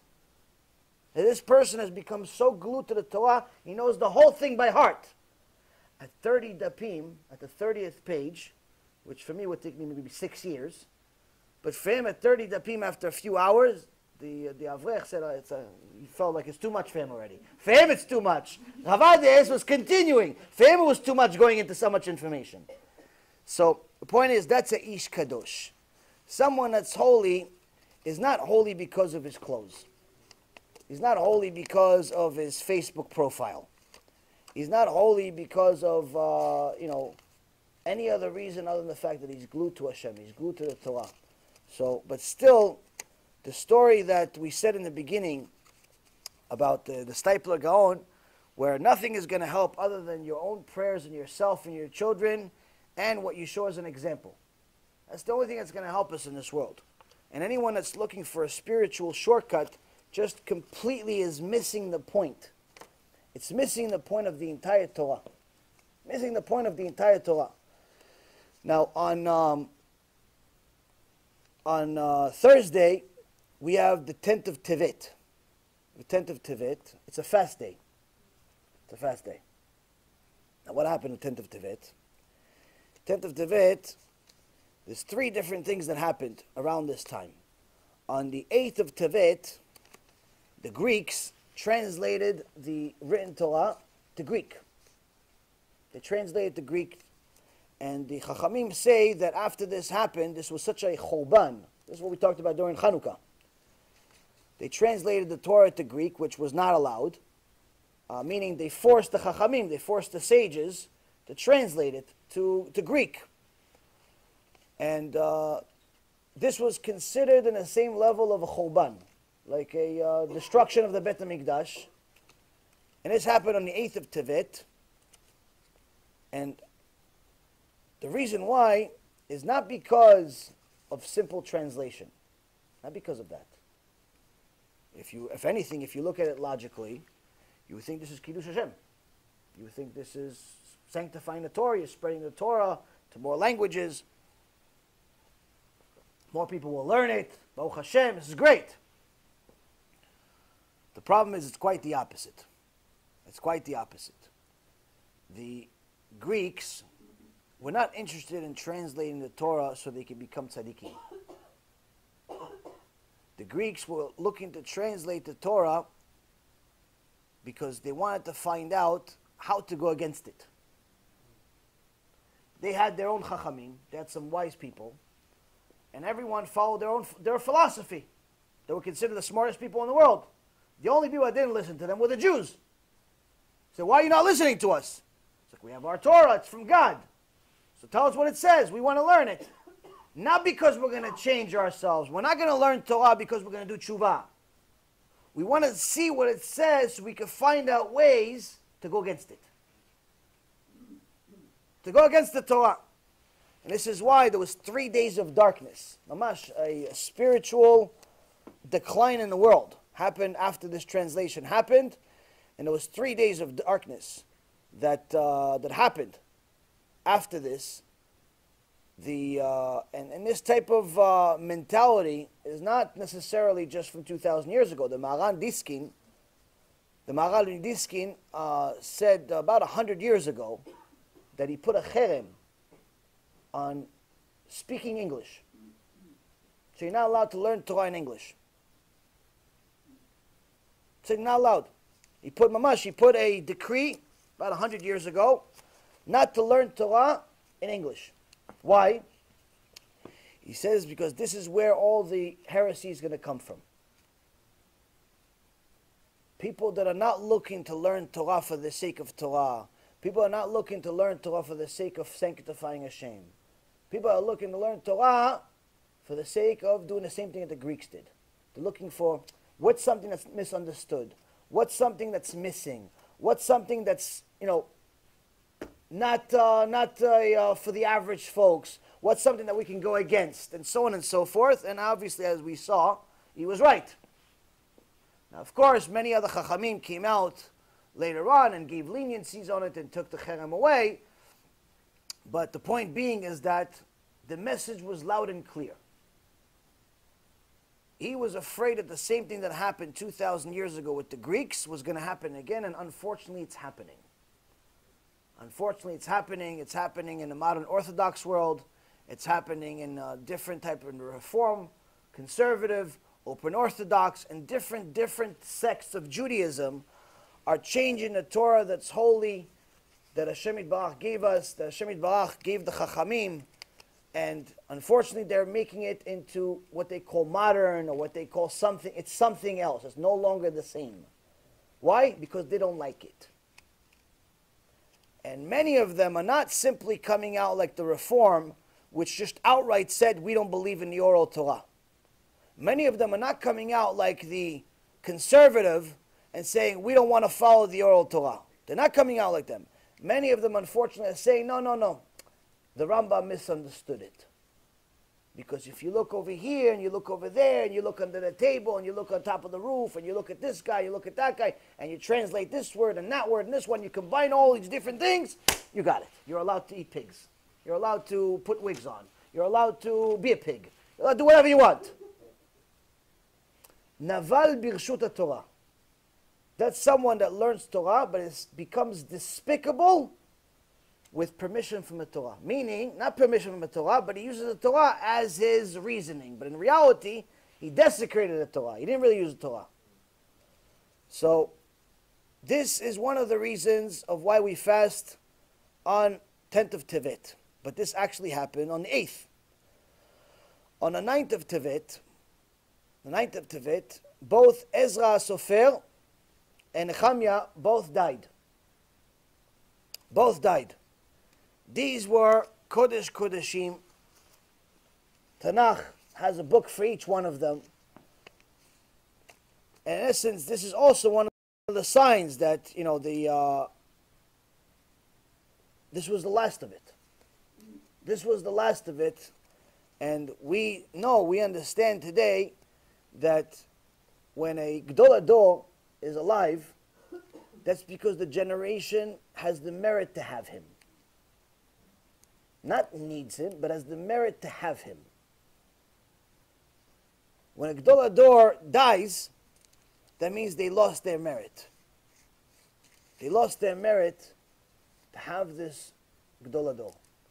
When Rabbi Ovadia decided to make his son, Rabbi Yitzchak Yosef, the head rabbi of Israel, some of the big rabbanim say, during the whole era where they were accepting him, it was a big celebration to accept Rabbi Yitzchak Yosef. He's a big, huge Talmid Chacham.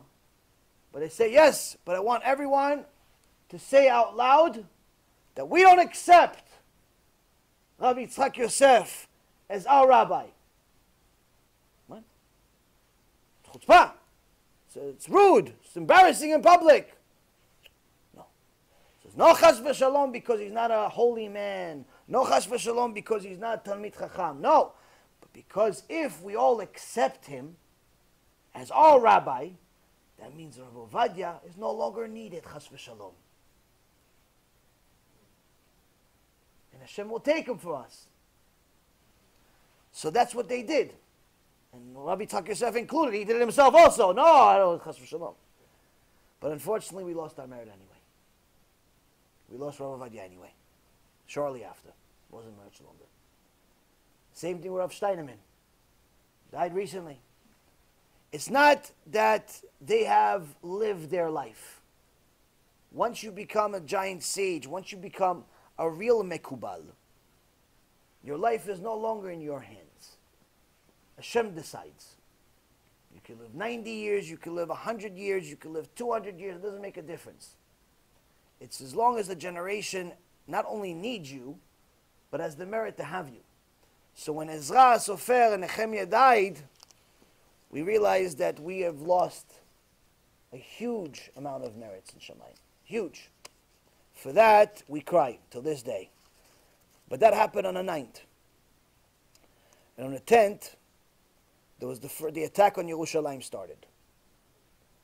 Now there's 3 different fasts that are fasted for the destruction of Bet HaMikdash. 10th of Tevet, 17 B'Tammuz, 17th of Tammuz, and Tisha B'Av. Each one of them has different parts. This is the attack. The 17 B'Tammuz, when they breached through it. And unfortunately, Tisha B'Av is when they destroyed both Bet HaMikdash, the first one and the second one. So one of the things that is mercy from Shamayim is that the Chachamim say, listen, the fact that all of these major, horrible, horrendous disasters have happened in a very, very short period of time, I mean literally one day after another, the 8th, the 9th, and the 10th. Okay? Obviously, we learn that this is a time where Hashem opens up the books.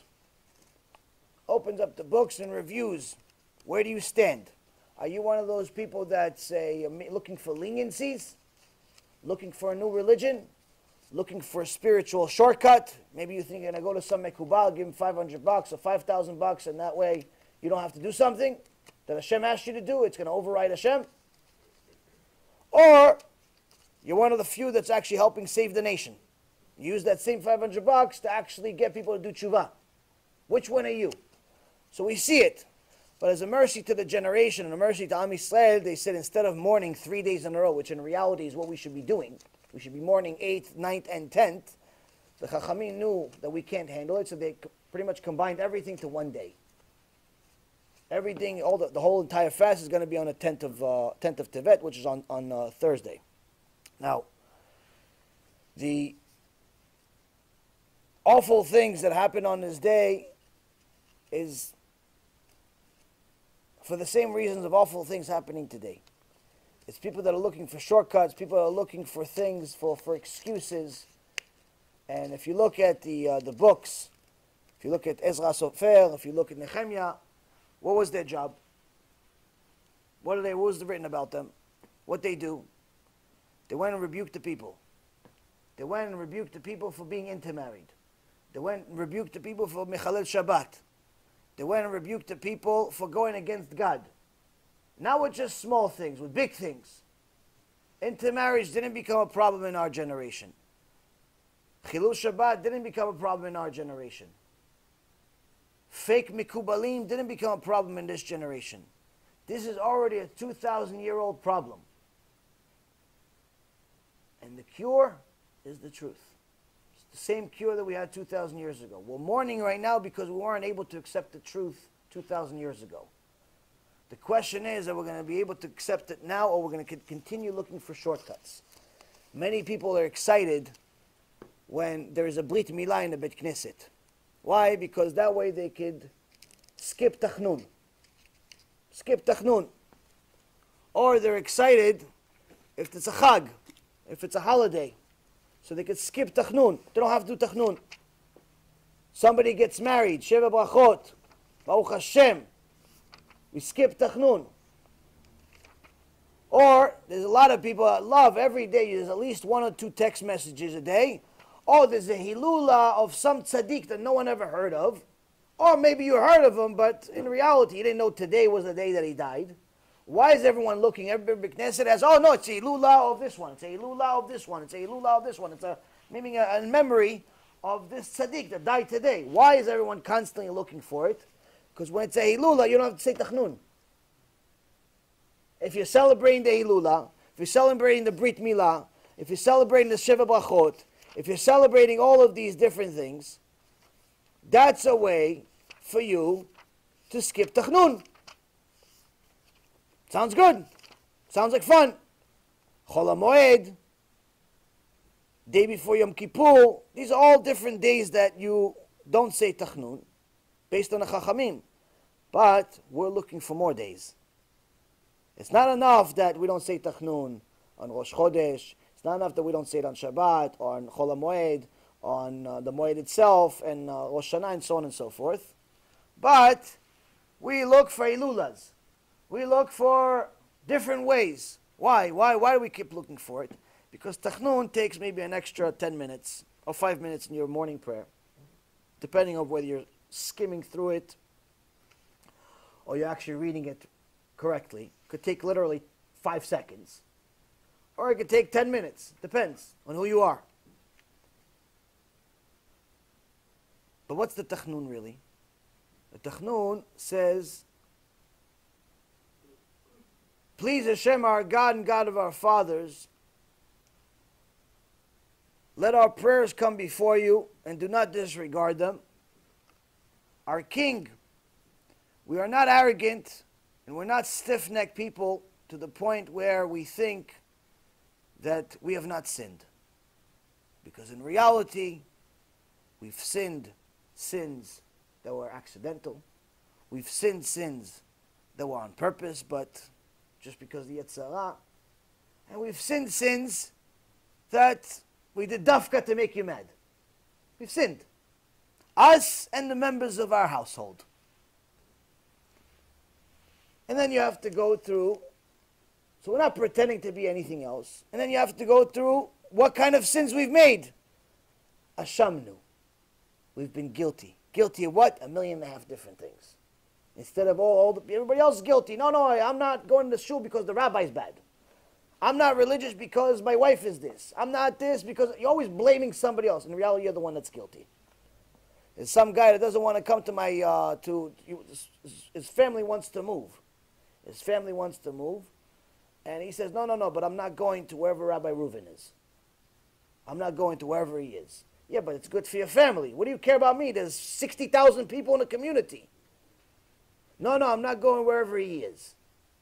And he's blaming his religiosity on me. Why? Because one time I told him the truth, he didn't like it. Bagadnu, betrayed. Who do we betray? Ourselves, our family, our friends, but most of all we betrayed God. Gazalnu, robbed. Every single time you ate without doing a blessing, you stole from Hashem. Dibarnu dofi velashon hara. We spoke slander and gossip.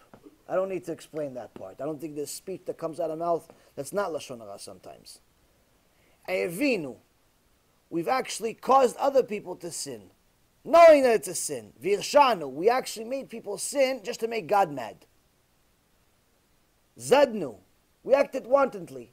We just decided to follow whatever we wanted. Now I'm going to wear a wig. Why? My rabbi says it. Why? I don't know, but I'm going to do it. It looks good.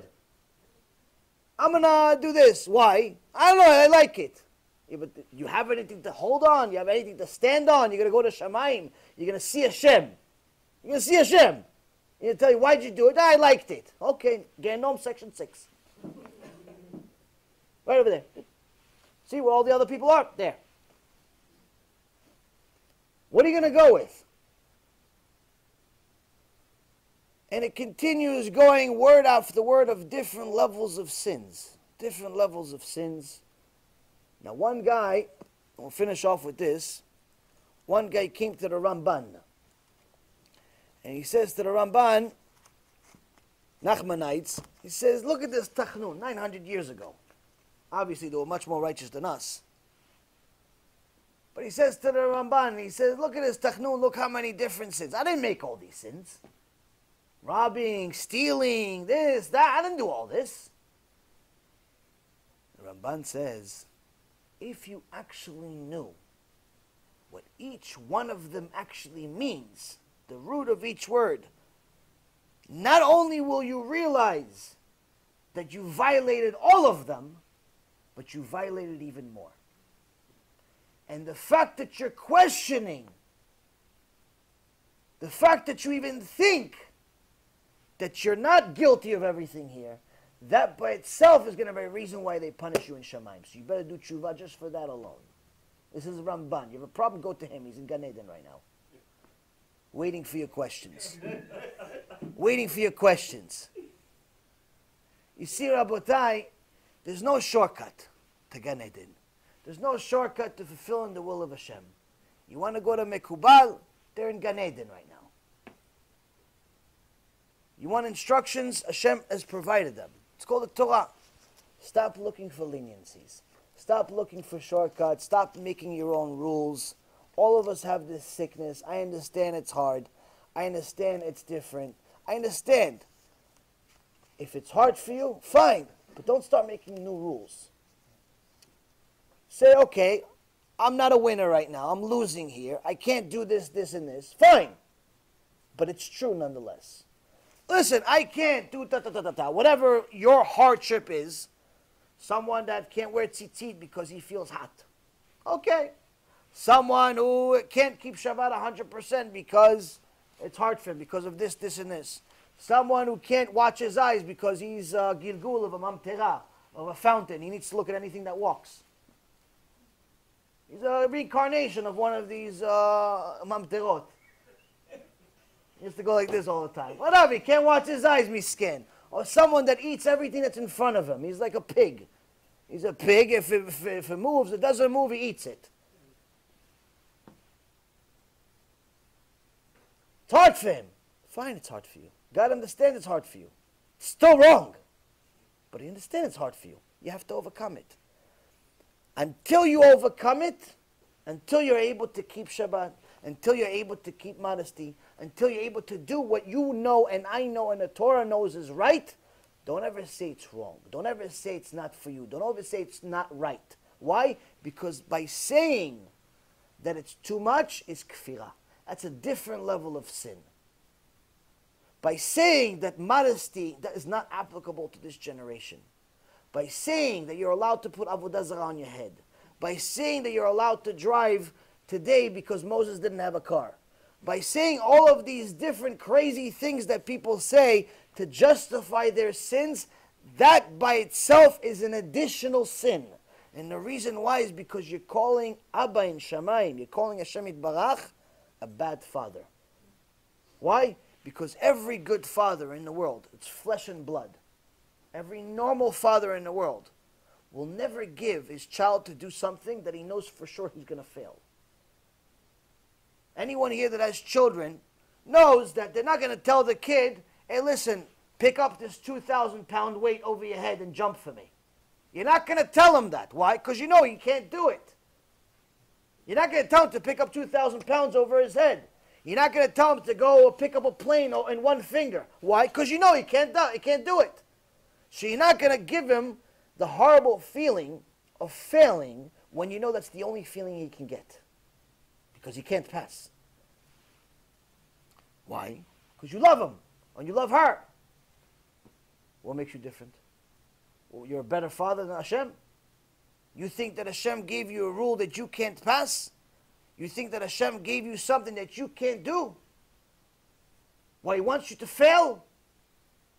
It's too much for you, like this Kofel, whatever his name is, that Hasidish guy that I keep talking about all the time. Says he has a whole lecture. It's too much for you. He has a book called It's Too Much for You.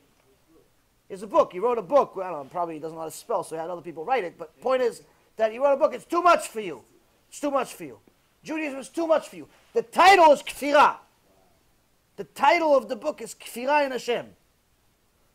It's heresy in Hashem. What do you mean it's too much for you? It's hard. Agreed. It's hard to overcome Yitzhak. Gemara says it. Hashem says it. That's the point. That's the point. That's the point. That's why there's a reward. If it wasn't hard, everyone would do it. There would be no purpose for the world. But don't say it's hard. Fine. But don't say it's impossible. Don't say it's too much for you. Don't say it's wrong. Don't make a new religion. Don't make a new religion. Why? Because then you're calling Abba in Shamayim, you're calling Hashem evil. That he's giving you something that you can't do. And that's, Rabotai, one of the things that each and every single one of us needs to take home. You need to take this home, give your mentality a little bit of a washer and dryer session in your mind. And understand, yes, it's understandable that there are certain parts of your life that are more difficult than others. It's understandable that certain parts of the Torah are more difficult for you than maybe somebody else. But the way that you can find out what your tikkun is in this world, what your whole purpose is in this world, you don't need to read the Kabbalistic books. You don't need them. You can if you'd like. You don't need to read the Zohar. You don't need to read mystical things. You don't need. A lot of people ask me questions. Oh, what mystical book do you suggest? What book that tells me life after death? What book tells me the secret of life? What book tells me what happens? You don't need any of those books. You can read them. It's Torah. But if you want the answer is very simple. If it's hard for you, that's the point. That's what you were here to do. Of course, you're supposed to do the entire Torah. You're supposed to keep Shabbat, kosher, tarat mishpacha, everything. But the one thing that's specifically hard for you, that's your tikkun. That's what you failed in your previous gilgul. If right now it's hard for you to keep Shabbat, if right now it's hard for you to keep kosher, if right now it's hard for you to be a good husband, if right now it's hard for you to have shalom bayit, it's hard for you to be a proud Jew, you're like a Jew in hiding. It's like you're a Jew, you keep it, but no one knows. Only God knows, and you. No one else knows you're a proud Jew. Why? Because you're like, kippah is only at home, tzitzit is only at home, tefillah is only at home, a Jew is only at home. Outside, you're a goy. Outside, like everybody else, but inside, you're a Jew. If it's hard for you, that's the point. That's why you came here. That's why Hashem went through the trouble, not that it's trouble for him, it's trouble for you, of bringing you back to this world, giving you another opportunity to fix yourself. So instead of focusing on looking for spiritual shortcuts by going to these fake mekubalim, mekupalim, mekablim, Maccabees, whatever you want to call these people, these fake Care Bear rabbis, instead of going to them that are going to give you leniency and call you a tzaddik, when in reality we all know you're a rasha. We all know, according to the Torah, if you violate Shabbat, you're a rasha. If we all know, according to the Torah, you're going with a married woman that's not your wife, you're a rasha. You're going against Hashem, you're a rasha. It's not to beat, not to insult you, it's a reality. If you're an adulterer, you're a rasha. Both in the secular world and the religious world. But the big problem is the religious world. Why? Because that's Hashem thinking you're a rasha. Point being is, instead of going to some rabbi, it's going to give you shortcuts that only have a price tag on them and tell you everything is okay, and instead of lying to yourself and creating your own religion in your own mind, and saying, I disagree with you, Rabbi, based on nothing, look at the Torah. Say, Abba, I love you. I need you. It's hard for me. Help me. Help me, Abba. Help me. Help me. I need help. And you have opportunities every single day to ask Abba for help.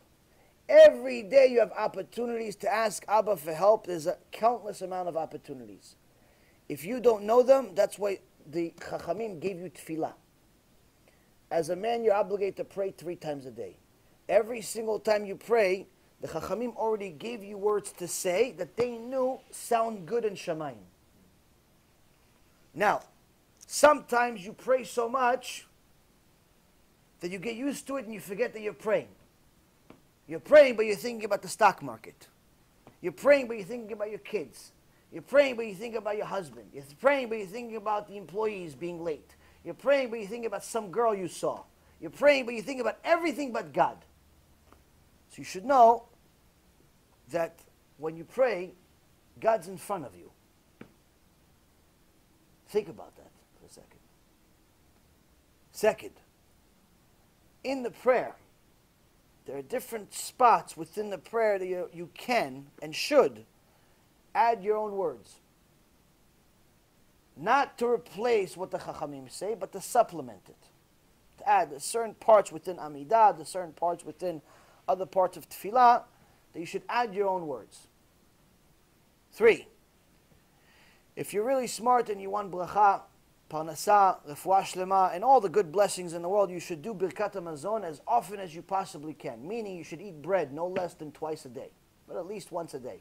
Why? Because all the things that you could possibly want in life are in birkat hamazon. And the best part about it is that right before the last paragraph, right before we ask Hashem to save us in the time of Mashiach, that's a spot where you say, usually you say the prayer for if you're a guest in someone's house. Instead of saying the prayer of the guest, that's a spot where you can say a blessing in your own words. Hashem, give me this. Hashem, help me this. This is a specific spot designated for you to ask for something. In reality, everything that you could possibly want was already mentioned, but if you have something you think is more unique for you, ask for it. That's the spot. That's the spot. You ask for it. Every single day, Baruch Hashem, we try to make it a very important part to do that. Pray for our kids. Pray for learning Torah. Pray for the Zikui Rabim, for Kiru, for it to actually work. Pray for Hashem to put the right words in our mouths so you guys could actually do tshuva, and myself too. Those things. Pray for that. Last but not least, you have a time to pray at any moment of the day. The Hasidim called it itbodedut. The rest of Am Yisrael just calls it simple prayer. Just pick a spot and just talk to Hashem. Abba, it's hard for me. Help me. It's hard for me to keep this. It's hard for me to do this. It's hard for me. I know it's real. I know it's right. I know I have to do it. But it's hard for me. Help me. That's an honest person. That's a person that has Yirat Shamayim. That's a person that wants to fulfill the will of Hashem, and that's a person that will fulfill the will of Hashem. Why? Because at least they're being spiritually honest and not lazy. But if you're going to continue looking for different leniencies, if you're going to continue looking for different mekubalim to give you a shortcut, if you're going to continue looking for different rabbis that have different opinions than the truth, then all you're doing is you're going to be the guy that's in one of these stories about dibukim, that gets special, nice, interesting punishments, because that's the only way they can deal with you. Trust me, you guys don't want the shiur about Gehenom, because even the part before Gehenom is scary enough. That's the part that people just simply don't understand. It's not my rules. It's not my Torah. I wish it was. I change it. I tell you guys, do whatever you want. What do I care? But the reality is that Hashem knows better. And He says we all have to do it. So do it. Stop making excuses. Simple. Questions? Why not do shiur about Gehenom? Why not do shiur about Gehenom? Yeah, what's the big deal? You say how it is already. No, not even close. Yes, you are. No, no, not even close. You don't. That's the thing. I say what I say. You don't sugarcoat it. I don't sugarcoat it, but I don't talk about details of what happens in Gehenom Why you should? because. People will work out. Okay, so I'll give you an example. Maybe next week, but we'll see. Let's see. I'll give you guys a taste. I'll give you guys a taste of what we're talking about here. I'm not. It's again. It's not because of any other reason other than the fact that I don't want to break you. It's really, if it's going to be done the way Baruch Hashem that I try to do things, that it has to be done right. I could do a shiur about Gehenom now, tell you some things about just to scare you for the next 6 years, but it's not going to be complete. And the reason why is because I didn't say anything yet. Trust me when I tell you, I didn't say anything yet in comparison to what's out there. The reason why is because I know that the people that are naysayers, all these Care Bear rabbis, all these Care Bears in general, they're going to say, oh, where is this written? What's this? They're going to look for 1.5 million different sources. What's this? No, maybe this, maybe that. So if I do it, I'm going to have to give you guys 1.5 million different sources. So that way, you're not only going to be scared, but you're going to be confident that it's true and a real reason to be scared. So I'll give you an example. I always try to explain to people what it means, because they've been asking me to do a shiur about Gehenom for a long time. And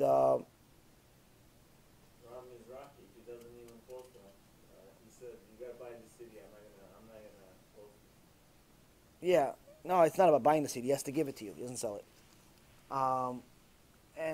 Yes, he did it. And in Hebrew, there's a couple of them. But, okay. Here goes. Before Gehenom, before someone has, in essence, the merit, if you will, the merit to go to Gehenom, if you can't hear this, you should leave. I'm only going to say this for 5 minutes, and then we're going to finish, and then you guys can ask other questions. Because if I'm going to do a shiur about Gehenom, we'll do it properly. But I'll give you guys an idea. Before someone has the merit to go to Gehenom, there's something called kafakela. Kafakela. Now, when a person dies, the pain just begins.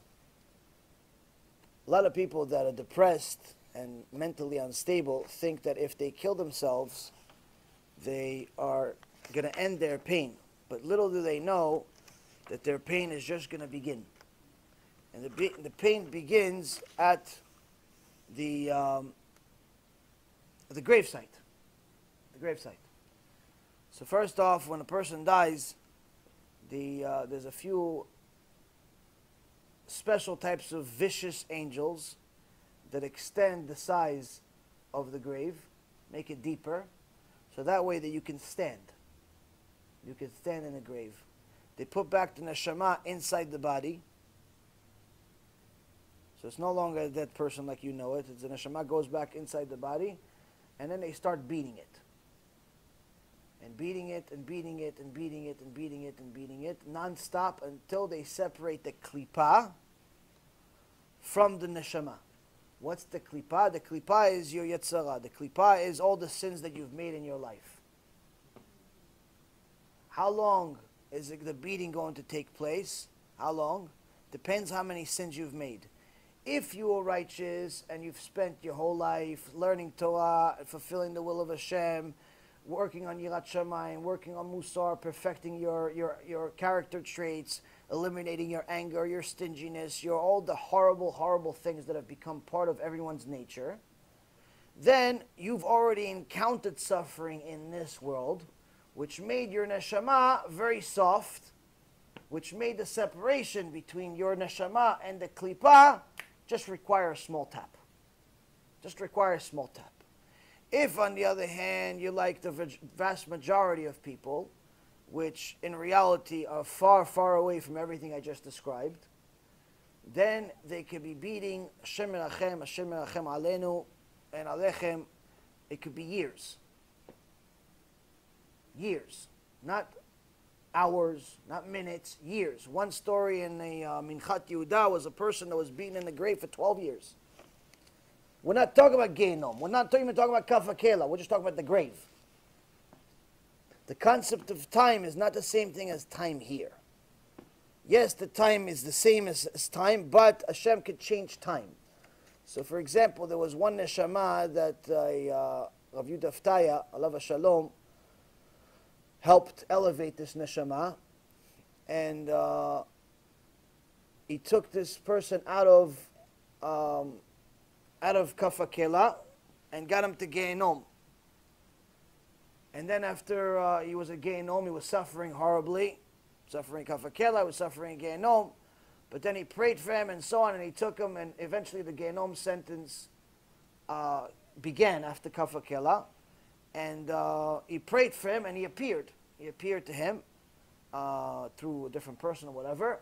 And he asked him a question: how far is Gehinom from the courthouse that makes the bedin that I explained to you guys earlier today?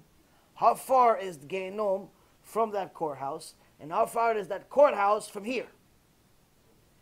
And he says the courthouse is 40 years away, 40 light years away from Gehinom. And the courthouse is 40 light years away from here. So Rabbi Yudah Ftaya said, Ishtabach Shemo La'ad, that Hashem just minimized 160 years to a matter of moments. Why? Because this person was in Gehinom at that moment. They took him out of Gehinom because Rabbi Yudah Ftaya prayed for him and wanted to see him, and wanted to talk to him, to ask him certain things, to see where he's at. And he had the merit apparently. And they took him out, but in essence, a normal journey would take 80 years back and forth. Hashem changed that time, in essence minimized or condensed time to 160 years. So yes, time is the same, but it's different. So when I say someone suffered for 12 years, it's literally 12 years, but it's not necessarily 12 years like you think 12 years. So that's the first thing, or second thing. The third thing is that what people have a failure in understanding, and this includes rabbis, this includes people that know Torah, this definitely includes pretty much everyone that doesn't know Torah, this includes Jews, non-Jews, and so on, is that they think in human terms. People have been trying to humanize God since the beginning of time. That's where all the idols come from, that's where Christianity comes from, that's where all of these babot come from, that's where India comes from, all that garbage comes from that. People try to humanize God. That's the last thing you're supposed to do. And the reason why is because when we think of punishment, we think in human terms. We think if somebody puts their hand inside a fire, they get burned. It's a certain amount of pain that your brain can understand. You put your hand into fire, it'll get burned. Worst case scenario, you lose a finger. Or whatever was in it. It's going to be puffy and burnt and so on and so forth. But we can understand, we can somewhat reason. That's not Gehinom. That's not Kafakela. That's not the punishment. That's human terms. Just like Hashem Yitbarach, may He have mercy on us, is not limited Himself, neither is His wrath, neither is His anger, if you will. For lack of a better word, He doesn't actually have anger, but nonetheless, His anger is not limited. Meaning the punishment is not something you can understand. It's too much for you to understand. So some of the things that I can tell you about it are being told in human terms. They're told in human terms and they sound horrendous regardless, but it still doesn't do it justice to what it really is. So, for example, one of the spirits that came to Rav Yudah Ftaya, he was trying to help him, but apparently he didn't have the merit to be helped. So these two angels that torture him, or I'm sorry, 4 angels that torture him non-stop, you know, the soul feels more pain than the body. So it's a human terms, but it's spiritual. It's not a body sitting there. So they came there and they started ripping his body apart into small little pieces. They started with his organ. Started with his sex organs. Why? He didn't have the merit to be helped. Can you understand that? Can anyone understand that? Can anyone even reason something like this? Is anyone not going to have a nightmare thinking about this? This is not even Gehenom. You want to understand a small concept of Gehenom? Go look at abortion films.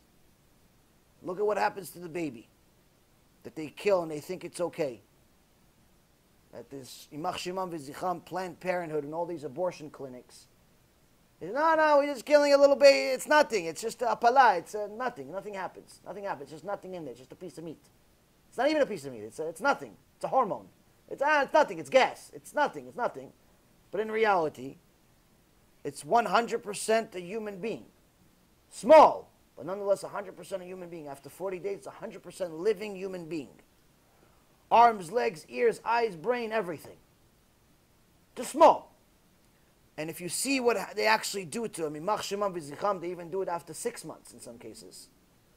It's a fully grown baby, but how do they take him out? They cut him into pieces. They can't take him out normally because that would be birth. And the mom would see it. So what do? They take Shemer Achem, these pieces of knives, in so many words, these different knives and clamps, and they crush the baby into tiny little pieces, like you do eat a steak. And they take all of these pieces out after they crush them. And then you can see videos of what it looks like. Now, why do I tell you this? Do I want to make every girl, every woman here cry? Do I want every man here realize what happened in the world today? What am I doing this? This is the best case scenario in Gehenom. Best case scenario. You want to be Mechalel Shabbat? You'll have a price to pay. You want to go with a woman that's not yours? You'll have a price to pay. You want to do things against God? You want to decide that you're going to listen to some local rabbi because his wife wears a wig and they drive on Shabbat and you want to do this? Go! Do what you got to do. You have a price to pay. This is the best case scenario. You guys really want to know about this stuff? Show of hands. How many people really want to know more? 2, 3. God bless you guys. What's wrong with truth? It's not a matter of wrong with truth. It's a matter of if I tell you more information, you're eventually going to get to the point where you're going to throw up. If you're mentally strong, you'll be fine. It's not a matter of mentally strong. It just means you're mentally numb. It just means we're numb. We're numb. We don't even understand. We don't understand the pain. That's what Rabbi Yisrael Misalant says, that when you give people strong mussar, sometimes you see that certain people, they take it. They're able to listen to everything, but as far as changes, they take a little more time. They don't necessarily change right away, but they're able to listen to everything. He says, what's the explanation? He says that certain people have become numb. Numb. They don't actually completely comprehend what it means. Now, this is not an offense to any particular person. We're all at that stage. We're all at that point at some point. So I can tell you myself. When I first learned about what Gehenom is, some years ago, it's not the same as me learning about it again today. It's the same shiur, it's the same information, but it means something different today than it did mean several years ago. The neshama that you have today is not necessarily going to be, if you continue learning Torah, it's not going to be the same neshama, the same developed neshama you're going to have in 5 years from now. So if you're able to handle certain things right now, that's as much as your neshama can handle. But as far as the full truth, nothing changes. It's just that later on you read the same information and it'll affect you differently. So it's not a matter of power, who can handle, who can't handle. That wasn't really the question. The question is understanding what we're dealing with here. And again, there's a hard stuff. I think it needs to be said. I spoke to my Rabbi about it, and he's been against, not really against, just said it wasn't time for years. But we're running out of time. We're running out of time. The enemy, unfortunately, is growing. The Christian world, missionary world, fake Jewish world, fake people in general, unfortunately, they're winning. They're growing. They're getting bigger and stronger. And the ones that we call religious, the ones that we call our brothers and sisters, are progressing, but nowhere near as fast as the rest. So, since the shiur about Gehenom hasn't been done yet, I think it is time for us to do it. So I already agreed to do it. As far as timing is concerned, I don't want to open a pay for the Satan. I don't know when it's going to be. Maybe next week, maybe next month. I'm not really sure yet. But again, this information that I just gave you now, it's 2%. It's 3%. It's nothing. It's nothing. So understand that you're going to come to that shiur. Come. You should hear it. All of you should hear it. Everyone should hear it. But understand what we're dealing with here. The only reason I say this is for the same reason why Rav Yudah Ftaya wrote this book, why the Reshit Chochmah was written, why the Gemara was written, why the Torah was written, why all of it was written was because in order for you to stop sinning, you need to understand what it costs. Some people don't get simple lecture.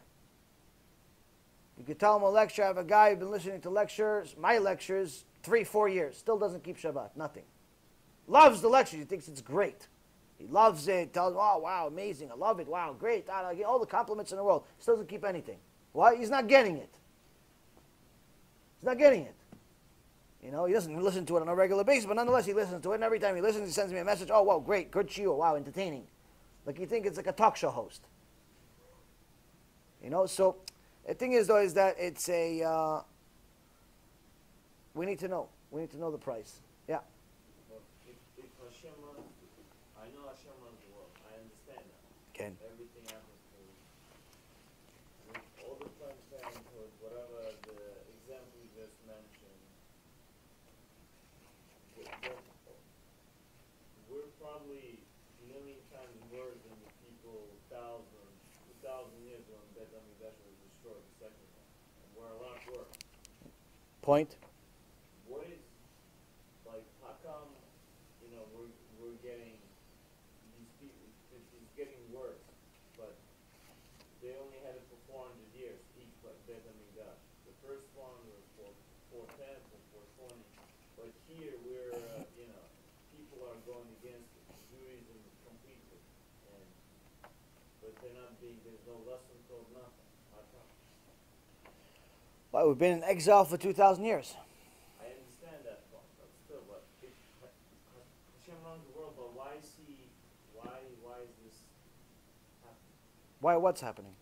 Why is the world as far from where the truth is? Intermarriage and so on and so on. Because we're going against God. I mean, it's our free will. If we didn't have free will, then there would be no purpose for the world. So as far as the reason why we mourn on Tisha B'Av, on Shvais Rebbe Tammuz, on 10th of Tevet, for the Bet HaMikdash, and you know, is simply because when the Bet HaMikdash existed, there was no need to look for miracles. Miracles were in front of you 24 hours a day. There was no need to determine whether Hashem runs the world or not. You literally saw it. You saw Hashem performing things that were above and beyond nature, of what we think is nature. So, unfortunately, today we don't really have an understanding of what we lost. So most people, we tell them, oh, you have to fast on Thursday. Oh, you have to fast on Tisha B'Av. Immediately, they're thinking about their stomach. Immediately, they're thinking about how hard it's going to be for them to not eat and not drink. They're not thinking about, oh, Bet HaMikdash, I can't believe it. They're not suffering for the Bet HaMikdash. I would really venture out to say that there's very, very few souls remaining in the world that actually suffer for Bet HaMikdash at any moment. Forget about just Tisha B'Av, in general, ever. Very, very, very few actually understand the magnitude of what we lost. What people are concerned about is food. So like Rav Nisim, again, Allah Shalom used to say, you know, Tisha B'Av and all of these fasts, it reminds him of like the old people homes. Why? People walking around with their flip-flops asking when's the food. That's all people are worried about on Tisha B'Av. That's all people are worried about at 10th of Tevet. When's the food? When's the fast going to be over? So the fact that we are where we are today, that we're only worrying about food, we're only worried about when is the prayer going to be shorter, We're only worried about how good we look in front of everyone else in the world, whether they're Jews or non-Jews, and not necessarily caring about how good we look in front of Hashem, is simply the outcome of our own actions. Our own actions being that we study less Torah, we follow less Torah, we do less of what Hashem wants us to do, therefore we distance ourselves from Him. So it's just like simply, what is it like? A couple. You have a couple, you have a husband and wife. In the beginning, husband is excited about the wife is excited about the husband. Everything is fantastic. After a little while, they have a kid. Sometimes, if they're not working on the marriage like it's a full-time thing, there's a little less excitement. Why? The excitement was transferred from husband and wife to the kid. Then you fast forward a little more, maybe there's another kid, and now the little bit of excitement that was in the marriage was now transferred, whatever was left, into another kid. And it gets to a point where, unfortunately, sometimes the wife becomes like a baby oven. The husband cares less for anything else other than just her making babies, and her cleaning the house, and her making food, and pretty much in essence just being there. And the wife just makes sure that the husband is the bank. As long as he brings money in, I don't really care what he looks like. I don't care what he acts like. I don't care what he does. And in essence, it becomes like more of like a roommate type of relationship. Now, this is not because they never loved each other. It could very well be. But in reality, it's most likely not. At some point, they most likely did care for each other. What happened? Why did the marriage deteriorate to a colleague type of relationship, a roommate? Why? Because they stopped caring about what each person wants. Instead of what each person wants, they start caring about what they own, what they want themselves. If you want to have a good relationship, you have to remove yourself from the relationship. Rule number one of a successful relationship is stop saying I. No more I. There's no more I in a relationship. There's no I in team. There's no I. There's no I want this. There's no I want this. There's no what am I going to eat? When am I going to do this? There's no I. First thing of a relationship is to understand that you need to transfer all of your desires for happiness to the other person. Why? Because making them happy, if you truly care about them, and you want to have a good relationship, making them happy should by itself make you happy. By default, it should make you happy. If making them happy does not make you happy, you're with the wrong person. So once you actually care only about making the other person happy, if the other person is a normal person, they'll do the same. If you remove I from your vocabulary, they'll remove I from their vocabulary. All they'll want is to make you happy. If all they want is to make you happy, and all you want is to make them happy, then you have a happy marriage. Doesn't matter if you have kids, don't kids, if you're old, young, and so on. So that means that every single day you're looking for reasons, you're literally looking for reasons to do what they want. Oh, wow, you know, she likes flowers. I'm going to buy her a flower. Yeah, but it's not Friday, it's not Shabbat. It doesn't matter. She likes flowers. It's Monday. She likes flowers. I'm in front of a flower place. I want to buy her a flower. Ah, you know what? She likes granola bars. I'm going to go buy a granola. Yeah, but it's going to take me 5 minutes. Oh, but it's this, but it's that. Yeah, but she likes it. She's going to be happy for 5 seconds because I bought her a granola bar. She's going to be happy for 5 seconds because I got her a coffee. She's going to be happy for 5 seconds because I called her. She's going to be happy for 5 seconds because I thought about her and I text her and I sent her a funny picture. You're constantly looking for reasons to make her happy. Not because you're going to get something in return, because that's business. It's because you're happy. The business transaction is she's happy. That's the best change you can get. So once you get to that type of mindset, you should get rewarded in 2 ways. Number one, you get the happiness from her. And number two is she'll want to do the same thing for you, or vice versa. So in essence, you're looking for things to make the relationship happy. And nothing can come in the way, not kids, not money, not anything. If she knows that being close to Hashem makes you happy, she'll want to be close to Hashem simply because it makes you happy. Not necessarily because she likes Hashem. She'll eventually like Hashem because she'll see the reward from it, but nonetheless she'll do it for you if it's a healthy relationship. If she's not doing it for you, there's something wrong with the relationship with you, not with Hashem. because she doesn't understand what Hashem is. Same concept with the man. If you are treating the husband in a way where he's happy, he'll do whatever he can to make you happy. If he's not worrying about making you happy, that's because in reality he's not happy with you. A man that's happy with a woman will do anything to make her happy. A man that's not happy with a woman will do nothing. He can tell you, I'm fine, because men are like, they're like little elephants. They just barely move. I'm fine. They're like, they look for comfort. They look to sit somewhere on a couch and do nothing. In reality, a man that's happy will do anything. Anything. Problem is, most people don't know what happiness is because they never felt it. So that's the thing in regards to relationships. Even more so with Hashem. As a nation, we stopped caring about the relationship with Hashem Yitbarach. We started caring about what do we get for it. If I keep Shabbat, am I going to get money? If I keep Taharat Mishpacha, am I going to get money? If I do this, am I going to get money? Money. All we want is money. Hashem, give me money, and then I'll be more religious. We get money, we become atheists. Biggest kofrim in the world are rich. We get money, we forget about God who gave it to us.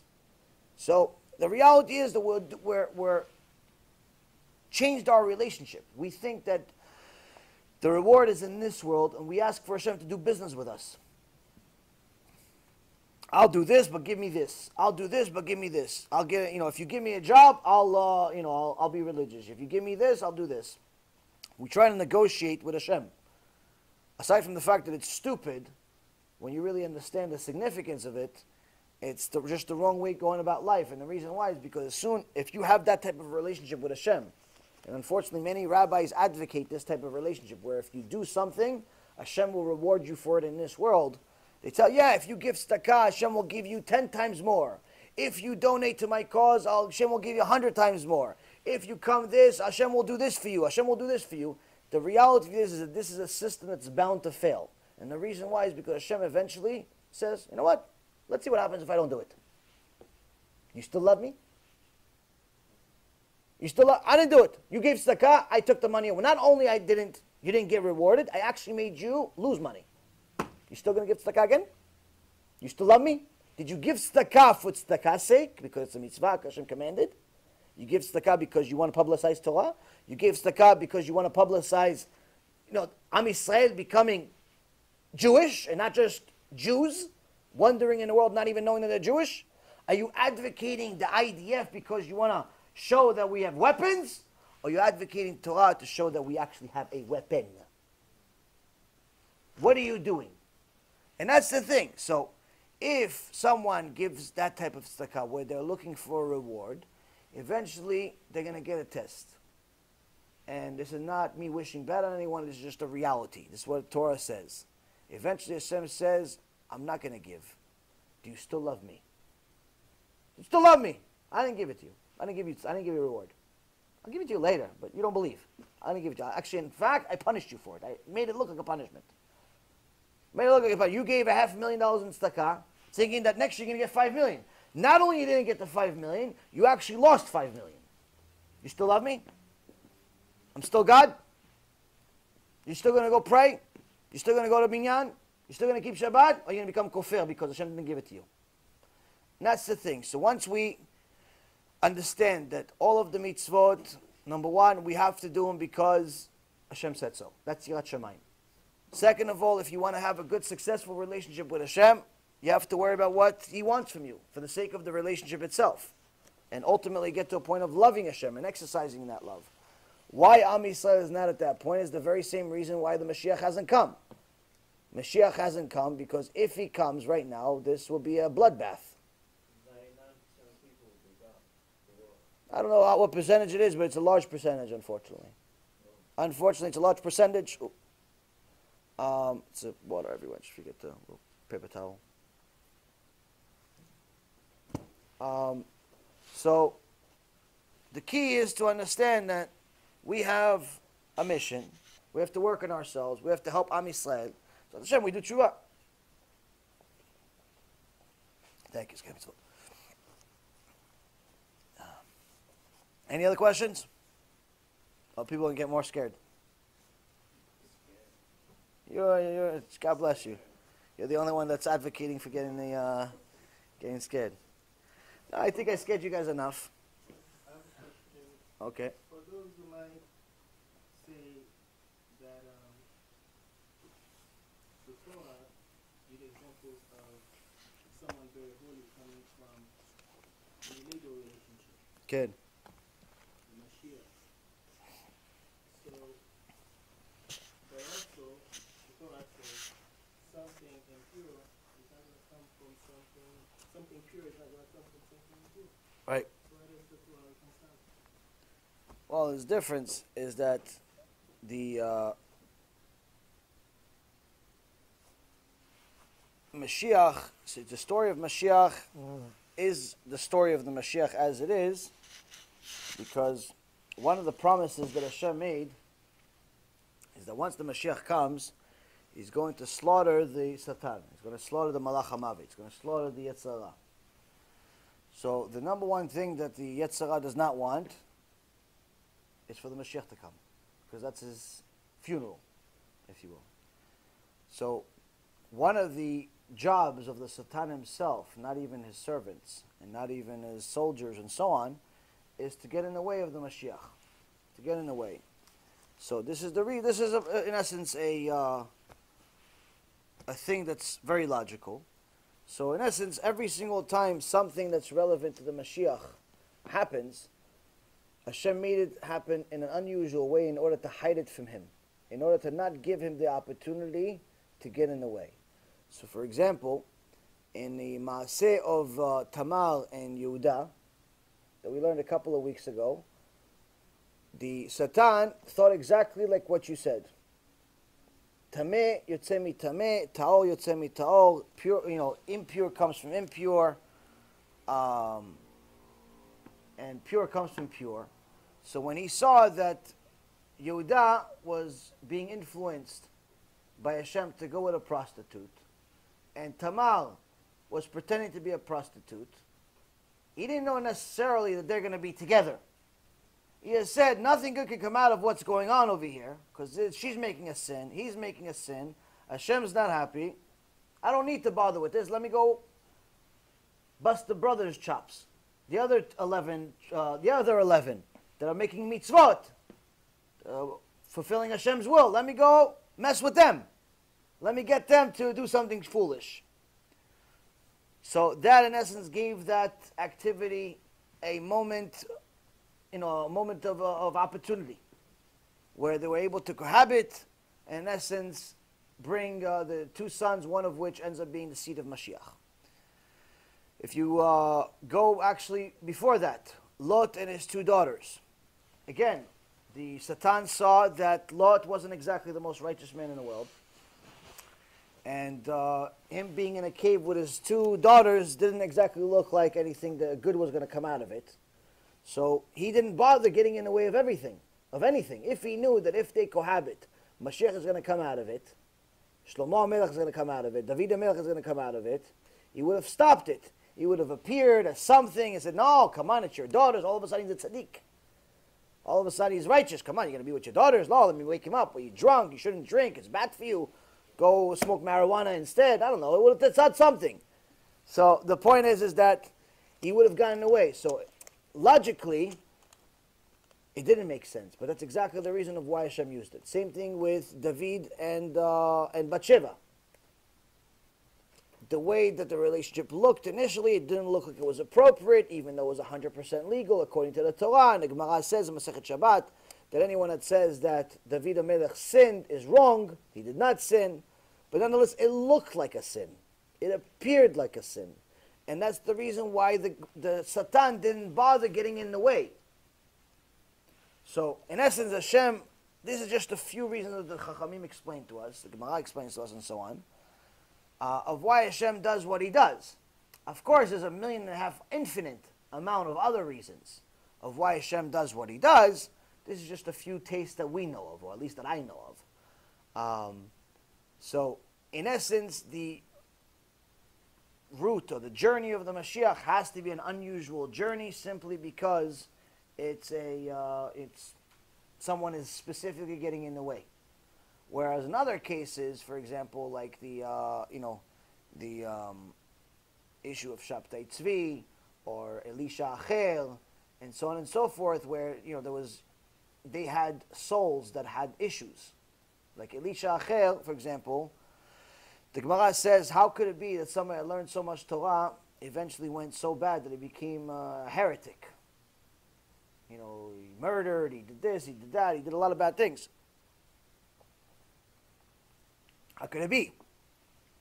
So the Gemara explains that initially when he had his Brit Milah, his father was very rich, and his father invited, and he was also knew some Torah, but he invited all the Chachamim, and a few of the big Chachamim, I think it was Rabbi Yossi and Rabbi Yehuda, maybe it was others, but anyway, a couple of the Chachamim came to his home, and they started learning Torah, and they were the Gdolei Ador, they were very, very holy, and that when they started studying Torah, they literally started creating a spiritual fire around them. So the father saw this, he goes, whoa, you're burning my house? He goes, no, don't worry, it's spiritual fire, it's not burning anything. This is the fire of Torah. So the father said, oh, if this is what Torah does, I decided that I'm going to dedicate my son to learn Torah his whole life. So the Chachamim say this was a bad move. And the reason why is because he didn't dedicate Elisha, his son, to Torah because Hashem said so. He didn't dedicate Elisha because it was good for Elisha. He dedicated Elisha to Torah because he wanted to get kavod out of it. He wanted to get honor out of it. He wanted him to make fire to become a circus scene. Tell everybody, look, my son's a tzaddik, he studies so good that he's creating a spiritual fire. So it came from a bad place. So in essence, his neshama had a pgam, had some type of, a little bit of rust in it. Now, even though Hashem puts, everyone has their own tests. Everyone has their own tests. Sometimes the test comes because the child is made out of a impure cohabitation. Sometimes the child is a mamzer. Sometimes the child comes because bad parenting, and so on and so forth. So the neshama that Hashem gives them is a neshama that has some type of issue with it. And sometimes, literally, the neshama is a bad neshama. It's an evil neshama. It's literally an evil neshama. That does not mean that Hashem removes their free choice. No.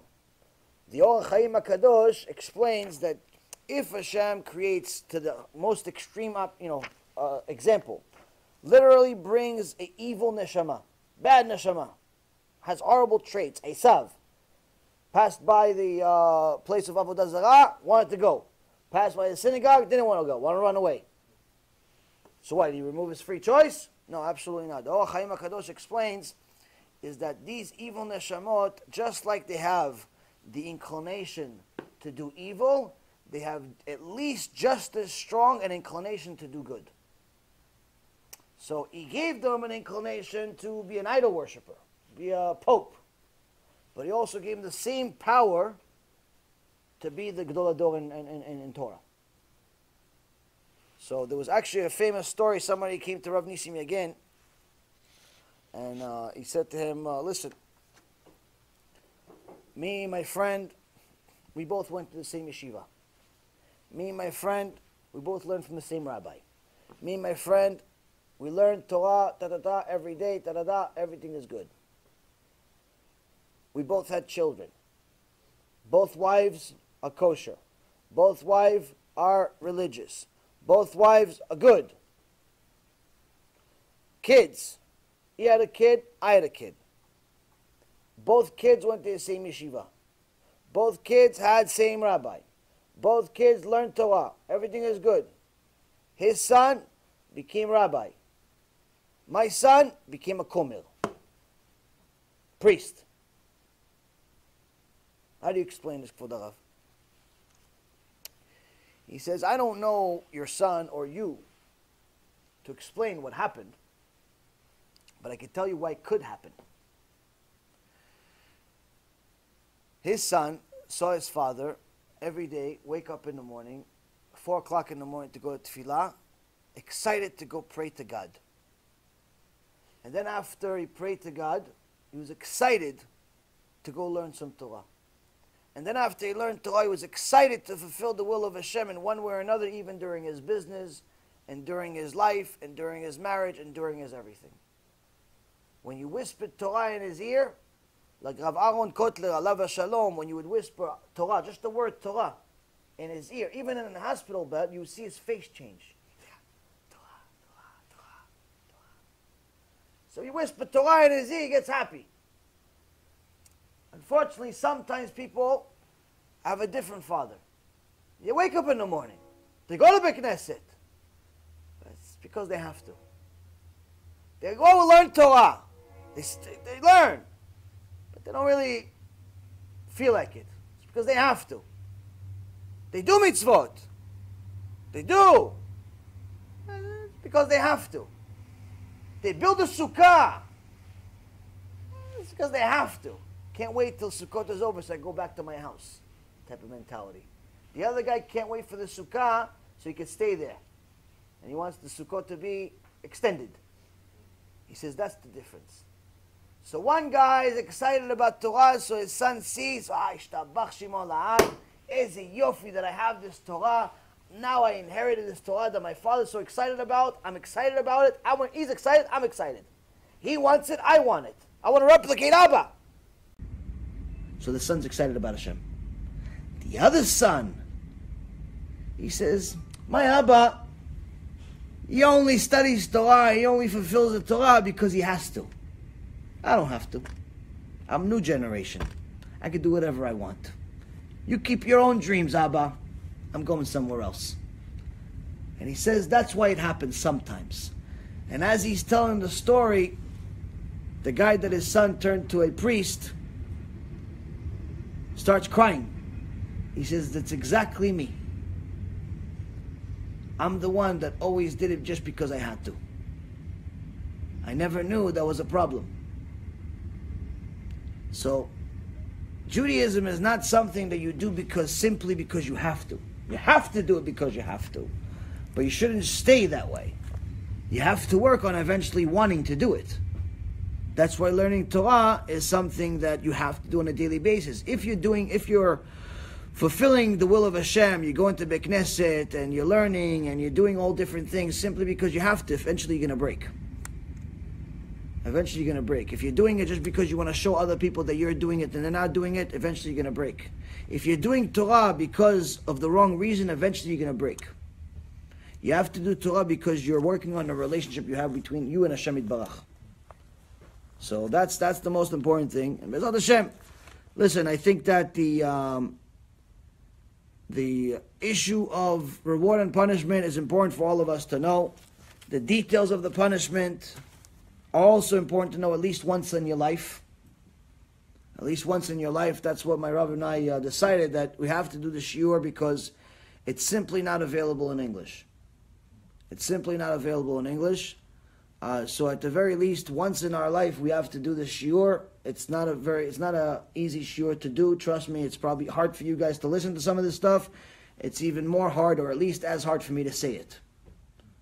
But at one point in our life, we need to know it simply because this is the type of stuff that gives us a little bit of a reality check when the Yitzhak shows up. But again, if this type of shiur, some of the stuff that we said today, doesn't cause you to go home and second guess yourself, you should be very worried. You should be very worried that you're spiritually numb. If you're not going home today and trying to figure out how do you fix yourself, how do you fix your Torah learning schedule, how do you fix your marriage, how do you fix your relationship with your kids, how do you fix your neshama, how do you fix something? If you're not going home tonight, and thinking about how do I do tshuva? I don't care where you are. Me, myself, I'm going home and trying to figure out how I'm going to do tshuva. After basically a little paragraph that I told you about what happens there, if you're not, that just means you're numb. You should be worried. You should be worried. Because The numbness comes before complete spiritual death. So, Baruch Hashem was still alive. So, key for these shiurim is not to entertain you. I'm not an entertainer. I'm not looking for fans. Like some people say, oh yeah, you know, I got offended by what you said. What did I say? Oh, you said that if you wear colorful kippahs, it's not, it doesn't, I'm not religious. I said, I didn't say that, first of all. And second of all, you being offended by what I said, it depends. If I said it's my opinion, sure, I'm sorry. But if it's not my opinion, I don't really care if you're offended. You're offended by God. I'm not looking for fans. I'm not looking for fans. You want to learn Torah? B'ezrat Hashem, we learn together. You want to be fans? Go. There's plenty of other people that can be looking for fans.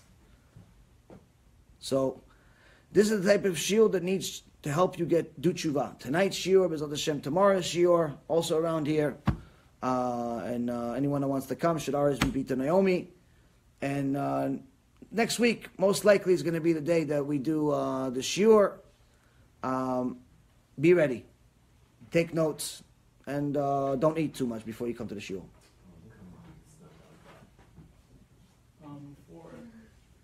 About earlier with people that are trying to look for shortcuts and they are saying that's not really for them and they trying to look for ways to not do stuff. So and they said these people are like one of the people that Hashem hates, and even when they're trying to do tshuva, Hashem will like prevent them and not accept the tshuva. Is it like in this world, or is it like they have to die before they can have a chance to really do a real tshuva, or they have to really suffer before it's accepted before Hashem? No, as far as someone that's looking for excuses and in essence thinks that they're okay and they don't need to do tshuva, then that angers Hashem a lot. And as far as depends what level of excuses they have. One of the prophecies in the book of Ezekiel is that Hashem is going to force everyone to do tshuva at some point or another. Even if it requires for him to break them. What does break them mean? Just use your imagination. So some people do tshuva through shiurim. Some people do tshuva because they broke a foot. Some people do tshuva because they lost some money. Some people do tshuva because they got AIDS. Or they got cancer. Or they have some disease that no one knows how to explain, and now they're in pain 24 hours a day. Depends. Which one do you want? Same price. Same price. So that's the thing that people need to understand. If messing with God is not like messing with your boss. It's not like messing with your boss. So as far as people that mess with Hashem, it depends. It depends. The Rambam, alav Shalom, says that the worst possible punishment that a person can get in this world is that Hashem literally gives up on him, meaning that Hashem does not allow him to do tshuva. What does it mean not allow him to do tshuva? Why don't you just kill him? Not allow him to do tshuva. Just kill him, put him in Gehenom. No. Let him live even longer so he can make more sins, so the punishment will be even worse. To that extent. So, like I said before, Hashem's wrath is not like man's wrath. It's not limited. He's not, your buddy. He's not your boy. He's not your local Chabad rabbi. He's not any of that. And anyone that thinks otherwise, aside from the fact that they're kofir, they're an idiot for thinking that. Simply. And don't excuse my language. For thinking that Hashem is anything but Hashem, you're an idiot. Thinking that He's your friend, He's your buddy, He's your whatever, you have no concept of what you're dealing with. Yes, He loves you. No questions asked. He loves you more than you love yourself. But He will punish you if you do something wrong. There's not a simple thing that will be forgiven for, unless you do tshuva for it. The Gemara says, anyone that says that Hashem is just going to let go of things will get an additional punishment just for that foolishness. For that thought. That they think, no, I'll get away with this. That's an additional punishment for treating Hashem like He's one of your friends from the bar. So, if you don't have fear in you, if you're not scared of what's going to happen, then you have to check your pulse. You have to check your pulse. So it's it's not a It's not a simple thing. And again, you want sources? I have books and books and books of sources. I think I mentioned a few today. Why no one else talks about it in the English language, I have no idea. I can't speak for them. All I know is that we have to do it. B'ezrat Hashem, we had a lot of problems doing shiurim like this. We had a lot of problems. When we did a shiur about wasting seed, literally the Satan himself showed up to the shiur. We had to use 6 cameras. So I don't know, whatever's going to happen between now and next week, or whenever I decide to do the shiur, B'ezrat Hashem, Hashem has mercy on us and allows us to do the shiur. But that's a shiur that if, B'ezrat Hashem, whenever we do it, I'm not going to wait. I'm just going to start the shiur, and whoever's here is here, whoever's not here is not here, no questions asked. I'm just going to go to the shiur, and B'ezrat Hashem, try to finish it as soon as possible. Again, some of the stuff I'm telling you, you understand, some of the stuff you don't understand. The point I'm trying to make to you is that you have more than enough reasons to do tshuva. The shiur is to keep us there. Keep us there. So hopefully this will give you guys a little bit of food for thought. Yiratzon, Hashem Yitbarach will have mercy on all of us and open our hearts that are made of stone and turn them into flesh. B'ezrat Hashem, help us do tshuva before Mashiach Tzidkenu arrives. Baruch Adonai Le'olam, Amen ve'amen.